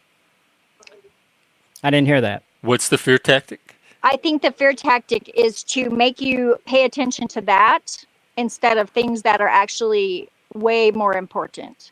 Well, this is one What's thing more that's important happening than that my is child? important in my opinion. It would Hold be on. important to me It's if I more was a important parent than and my the teacher was overriding my wishes. Or do I you teach your challenge you to kids that name you don't have one to thing worry on about? earth more important than my baby. There is not a Exactly. thing in existence. Nothing. Right. There's That's why it's an nothing. appeal to emotion. Exactly. No, you just proved it. It's It is an emotion. Yeah, it's called protecting your children. but even despite the emotion, it's Right, but it's by the parental numbers, rights. the trans panic is obvious because there are very, very, very few trans people in Okay. the I thought You're country. the one that brings I gender. thought we were still talking about You parental keep bringing rights. that up every 10 Correction seconds. again. Yeah, he tries to insert every one of his pet issues into all the he's right, though, discussions on this instead one, of because staying I on. think This is what we've been talking the whole time. This is all. No, we've been this talking is- about parental this is rights. intent. Yeah, sure. Yes, you could watch the Well, stream. Jeff Go is. back I'm and watch talking it. about something a little deeper, but I know, and it's not. No, parental rights is at the base of it. That's the foundation of this entire it is. discussion. Yeah. Jeff has But my nailed dad that. I raised stand me on it. that I was going to get in trouble by the teachers if I hit somebody, but I better do it and I did if I got into a fight. Because you were more scared of your dad than the teachers. Yes, I was. So my dad didn't have to worry about me not doing what he said until I got older, and then I just was sneakier. What is banishing an entire trans community? Where she sent him to, like, did they have islands in Arkansas she could send him to, or did she put him in a cave underground? It's a discussion for another time, Jeff, but it has funny. to do with the driver's license and They can't drive if you're trans? How is that banishing? Banishing is when you take people and you exile them from. But the joke here is that it's 0.000000009% of the population. and everybody that's trans change their gender on their driver's license, and there's only like 200 and something Oh. trans people with a driver's license. That's a weird use of the term banishment. Okay, So- I'm being facetious. It's an example. You were a teacher? So trans folk have been banned from driving in Arkansas? Is that what you're saying?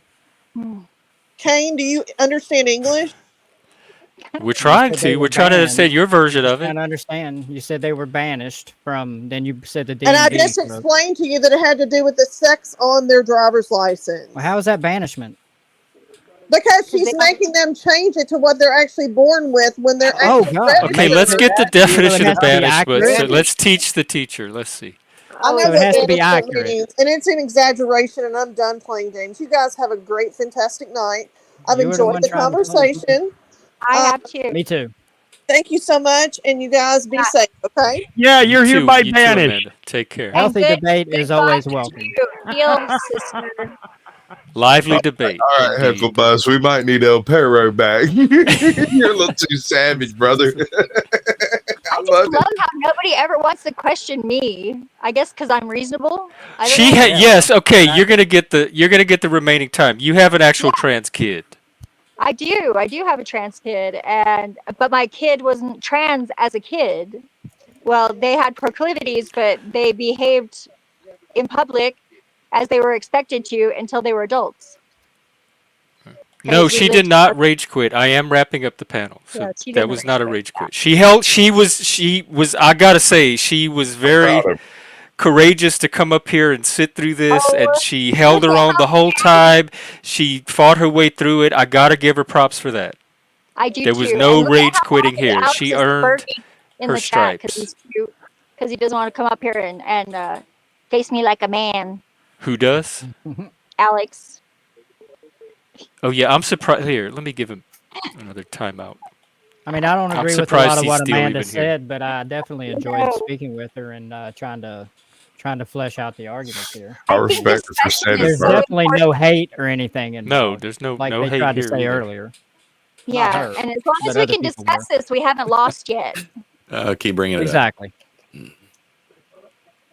I It just seemed don't like we were all kind of in agreement like a couple hours ago, and then it all fell apart somewhere. But I for the think, most part, it seemed like we had resolved some of the underlying issues. Well, and I can kind of sort of see where she was coming from because it puts her in an awkward position where she has to enforce this, like, it singled this little kid out, which doesn't seem very fair. But it's also like the ER nurse can't hug the kid. You know, it's like it's against the rules. So Telling a kid they can't play with the dress because their parents doesn't want is singling out a kid. No, it's putting her in an awkward position to where she has to enforce Then that. she needs to get another job. If She that's signed the up worst for thing it. she's gonna have to do as a teacher, and it agonizes her to even do that.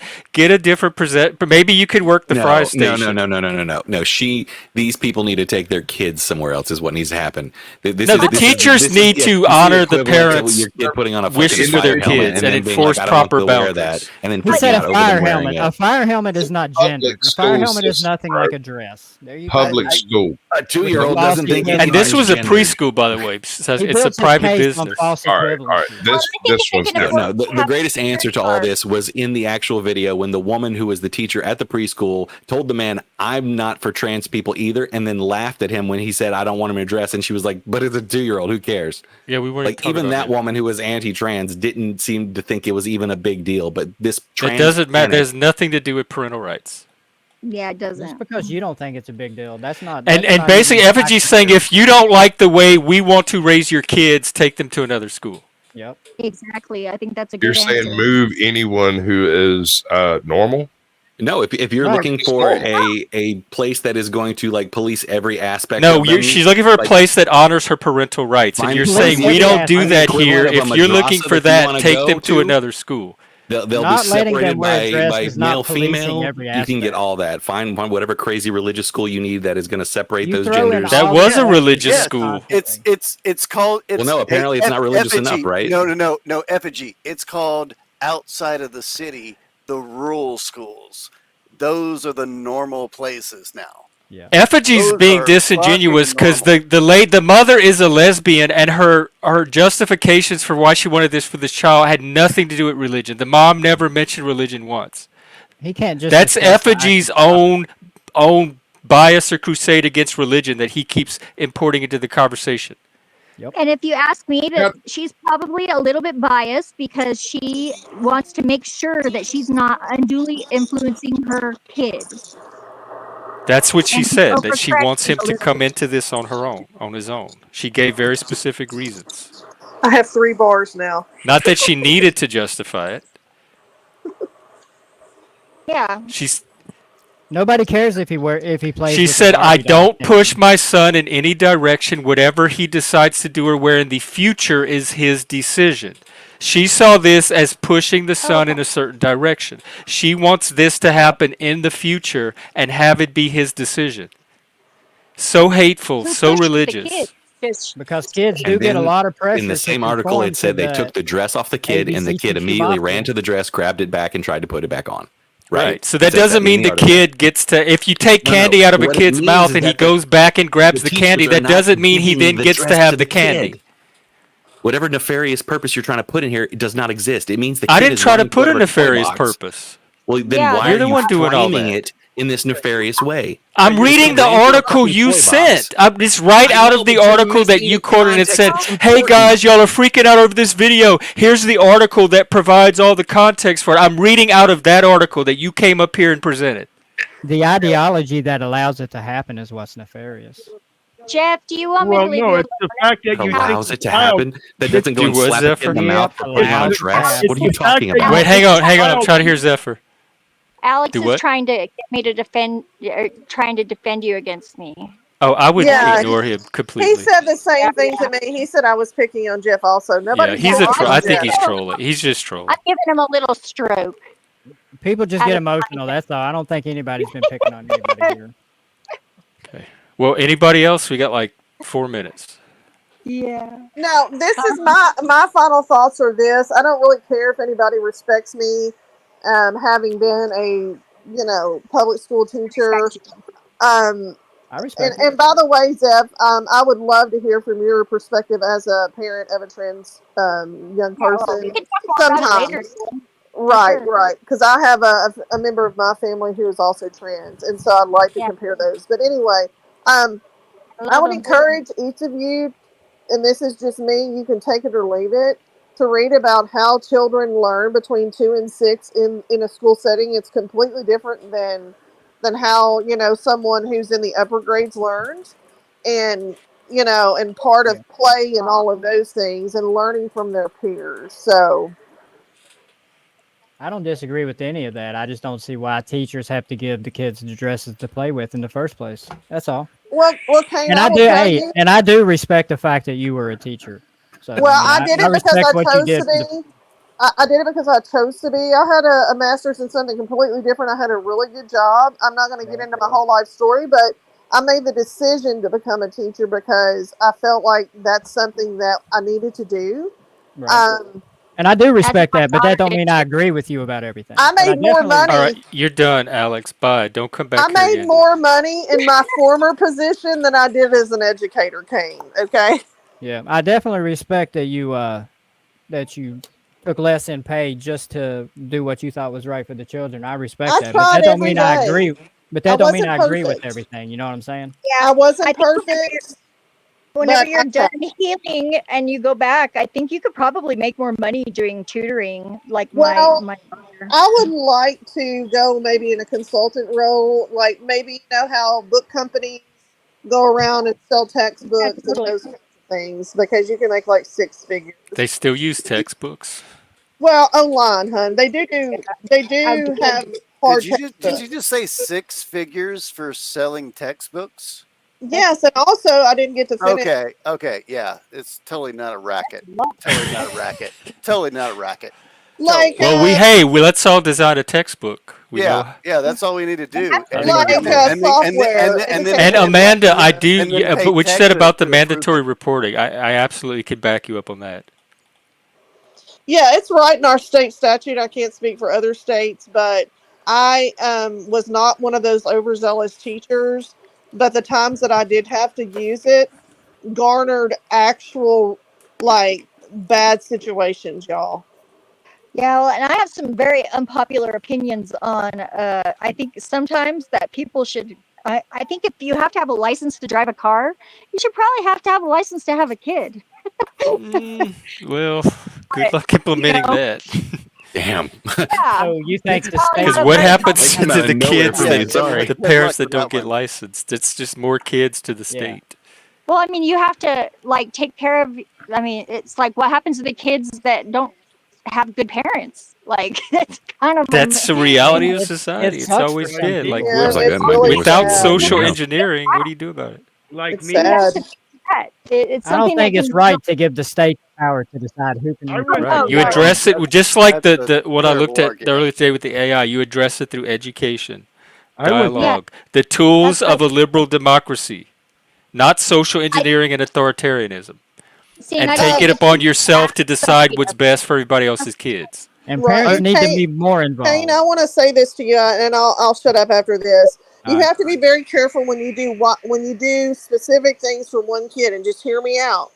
From a perspective of an educator, when you have a parent come in and say, "I want this done specifically for my kid," and it disenfranchises 10 others. I've been in that situation, and guess what happens? Those parents of those other 10 kids end up suing the school district.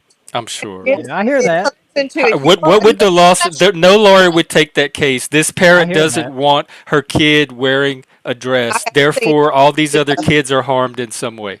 I have been in court cases in with special ed students where parents have demanded things, and it disenfranchised other special ed parents. How is this parent's request disenfranchised? Any other kid but that kid can play with the dress. No judge or lawyer would take this case. I disagree. It's happened here. Well, then just show me the examples where a parent has come in. And hang on, let me get this troll out of here. But Amanda, why not I will just get some together take for the dress you. out of the? Why not Okay, just take? yeah, the I wanna dress see out of the those cases classroom? that- Why not just take the dress out of the classroom and replace it with a fireman suit or a Santa Claus suit or Well, whatever? because Why there's does it have to be a dress? Because then some right winger is going to get on here and say, "Oh, look, you've taken all the Exactly. gender stuff out. Oh, look, you've made everything gender neutral." It's a never-ending fucking cycle. Right. I'm just going to say one thing on my way out. Hang on, let Peril talk. I'm just going to say one thing on my way out. You know, I got probably anywhere 15, 20 sets of parents. I don't know which one of them was best for me, if any of them were even good for me. But I do know the simple fact that all my life, I know I've been male and I've never wanted to put on a dress. Have a good night. You don't have to put that That's red what's up. dress. Have a good night, buddy. See you later. Love you. All right, anybody else? We're past the hour mark. I would just say my goodbyes, and y'all have a good one. Caldy, lovely take care. talking to you. Pleasure to see you. Nice to meet you. Sorry, my mic sucks. Yeah, nice to meet you too, Zep. Thank you for his Yeah. I'm. You can find me over on my Here, YouTube I'll drop you a link. channel too, and or on Jeff's Discord if you hang out on Discord. I guess Absolutely. maybe And invite Jeff, you. I'll try to get some of those cases together for you. One Yeah, has to do with least restrictive environment and kids being educated in disabled children being educated with non-disabled peers. That all came out of a lawsuit. Yeah, I know. It was a specific parent requesting something for her Yes. kid. Yes, Okay. it was. Well, and I think they hire special ed teachers for that. I think that there's like some, and they have to accommodate. Zep, I was more of a legal analyst every day than I ever was a teacher. I'm just being honest with you. Thank you, Nice Beak. work, though. You're not I getting spend paid for that. 85% of my day trying to keep irregular ed teachers from getting us sued. But anyway, And you guys, I did teach special ed, and it's all about individualizing the education for each individual. So every kid is getting a special type of education different from the other kids in that class. That is the very essence of special ed. so did I you have think a all kids license should get in special special ed? ed. I'm just curious. Like, No, I did was you a work sub. for? Oh, okay, okay. I was So, just really good at it because I was one of those kids. right, I of think all course. of our kids deserve special ed treatment. Damn it. Right. Well, Ideally, that would be the approach you take for every kids. But again, with like more neurotypical kids, they it seems like you can all take this generalized approach to a lot of them. So for efficiency's sake, it's just easier to teach the kids that all respond to one method the same way, and then pull the ones that need a different approach out and teach them individually. But ideally, in a perfect world, you'd have small class sizes, and every kid would get that individualized education. exactly, Yeah, exactly. see, I got a really Amen good to that. education. Yeah. I got a very good education, and I went on to college, but I just wasn't meant for college because I have problems with time, and I couldn't pass the stupid classes that were graded on attendance. So, I think that there's a Yeah, lot more that college can didn't work happen for to me either. educational Not laws, then don't put your kid in special ed. Just keep him in mainstream classroom and have him take the consequences of his inability to learn in that environment. I'm gonna step down and get Work something to out. eat. Jeff, thanks for having me up, guys. It was crazy smart. nice talking to you about this Yeah, conversation, nice this to meet you. topic. I'm definitely gonna think about some of the things you said, Amanda, and I might start a stream here in about a half hour after I eat. If you guys want to check it out at King's Here, I'll Catharsis. drop your channel. Spike, is there a chance you're doing a show tonight? I'm a night owl, so my guy's at There's work all Kane. night. So But yeah, good it's really talking. funny. You guys take care. Good night, Kane. Is my dad didn't want me to go to I was never diagnosed with either anxiety, OCD, ADHD, or autism as a child. And my mom just kind of let me figure it out how I was going to cope, and she gave me a few suggestions, and it actually worked pretty well. But my dad would never have let me get help, because that would have made him look bad because he's a narcissist, and he would never have that. And they weren't Yeah. even looking for they didn't look for all that in our generation. They didn't find it in me either. Yeah. I just got diagnosed as gifted and put in special classes. Me but that's about it. But I didn't pass the gifted test because I was so anxious that I was going to fail and get in trouble that I just freaked myself out and made it happen that I failed. And then I got in trouble. God, Yeah. sounds like That was deja vu right there. Effigy, That's exactly you what want happened to me. closing thought? Well, no, not really. If I do a closing thought, it's going to end up being shitty and mean. So I will just say, great Go ahead, conversation. Well, don't hold back. No. don't. I haven't held back most of the night because I was in a shitty mood. So I'll Good. I wasn't I'll be offended. the. Oh no, you weren't the one I was trying to offend. Oh, well, you did a good job then, I guess. Well, take care I just nonetheless. see a lot of things going on as panic. I genuinely see a lot of this stuff as panic. I think you're right about a Yeah, lot well, I of think it. the left is panicking too, a lot. Sure. Everybody is. Except for I'll us. go with that. I don't think I work in mental health. I can tell you right now, panic is like the worst thing for a crisis. Well, Yeah, panic. overcorrection is not Well, what you we've want got to days do. of panic left. But yeah, like I said earlier, just whenever you're the most emotional, usually, and I'm guilty of this, obviously, when you're the most emotional, it's the best time to take a breath and Google something to make Yeah. sure that you're not So just I going made off on half Yes, cock. I think you're right there. You know what my sign says? It says, what does it say? It says something like, if you're mad, if you're mad, then it's probably you. Shut the fuck up. Your It said, sign? yeah, I made a sign that said, say nothing. Oh, I thought you meant like untoward. your astrology sign. No, it's a sign for myself, a little sign Okay. that I can look at whenever I get upset. And it says, say nothing untoward. If you're mad, it's probably you. So shut the fuck up. And I say that to myself. That's my little sign to myself. And I usually listen to it. or read it. I don't know. Maybe test that a little bit. I have. It Keep works opening really your great. mouth. I know. Well, you didn't tell me to shut up. Why are we just now seeing this avatar?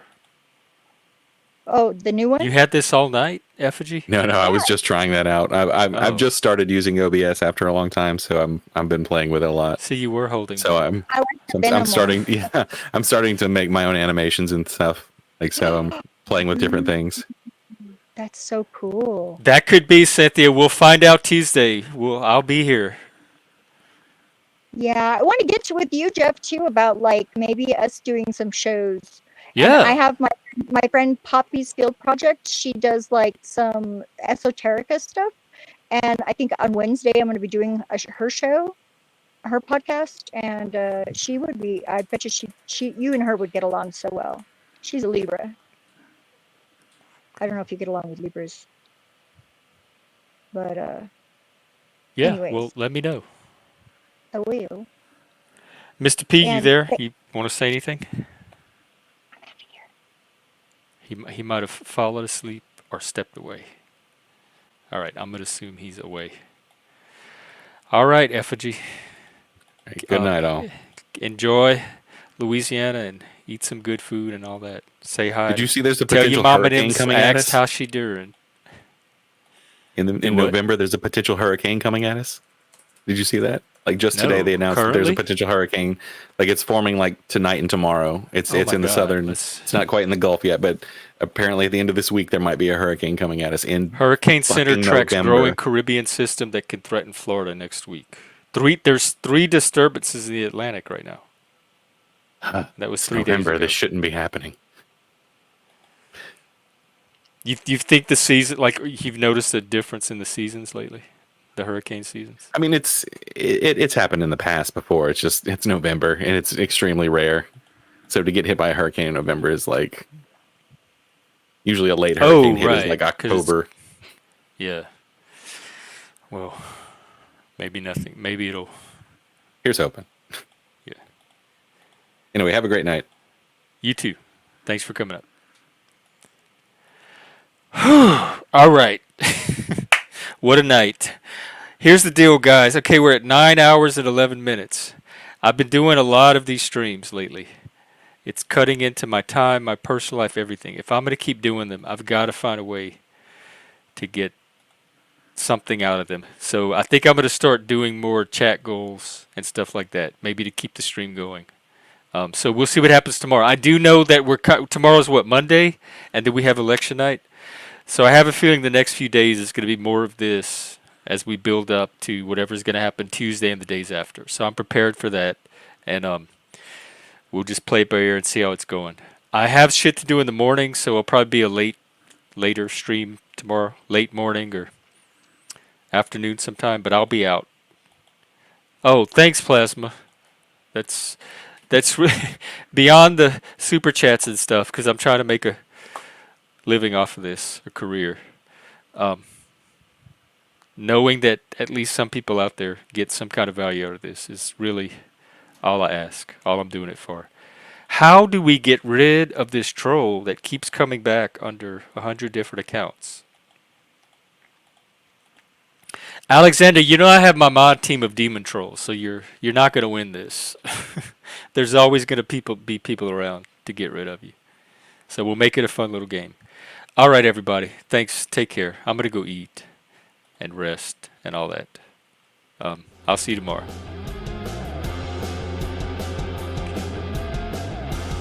Stay strong. Keep giving them hell.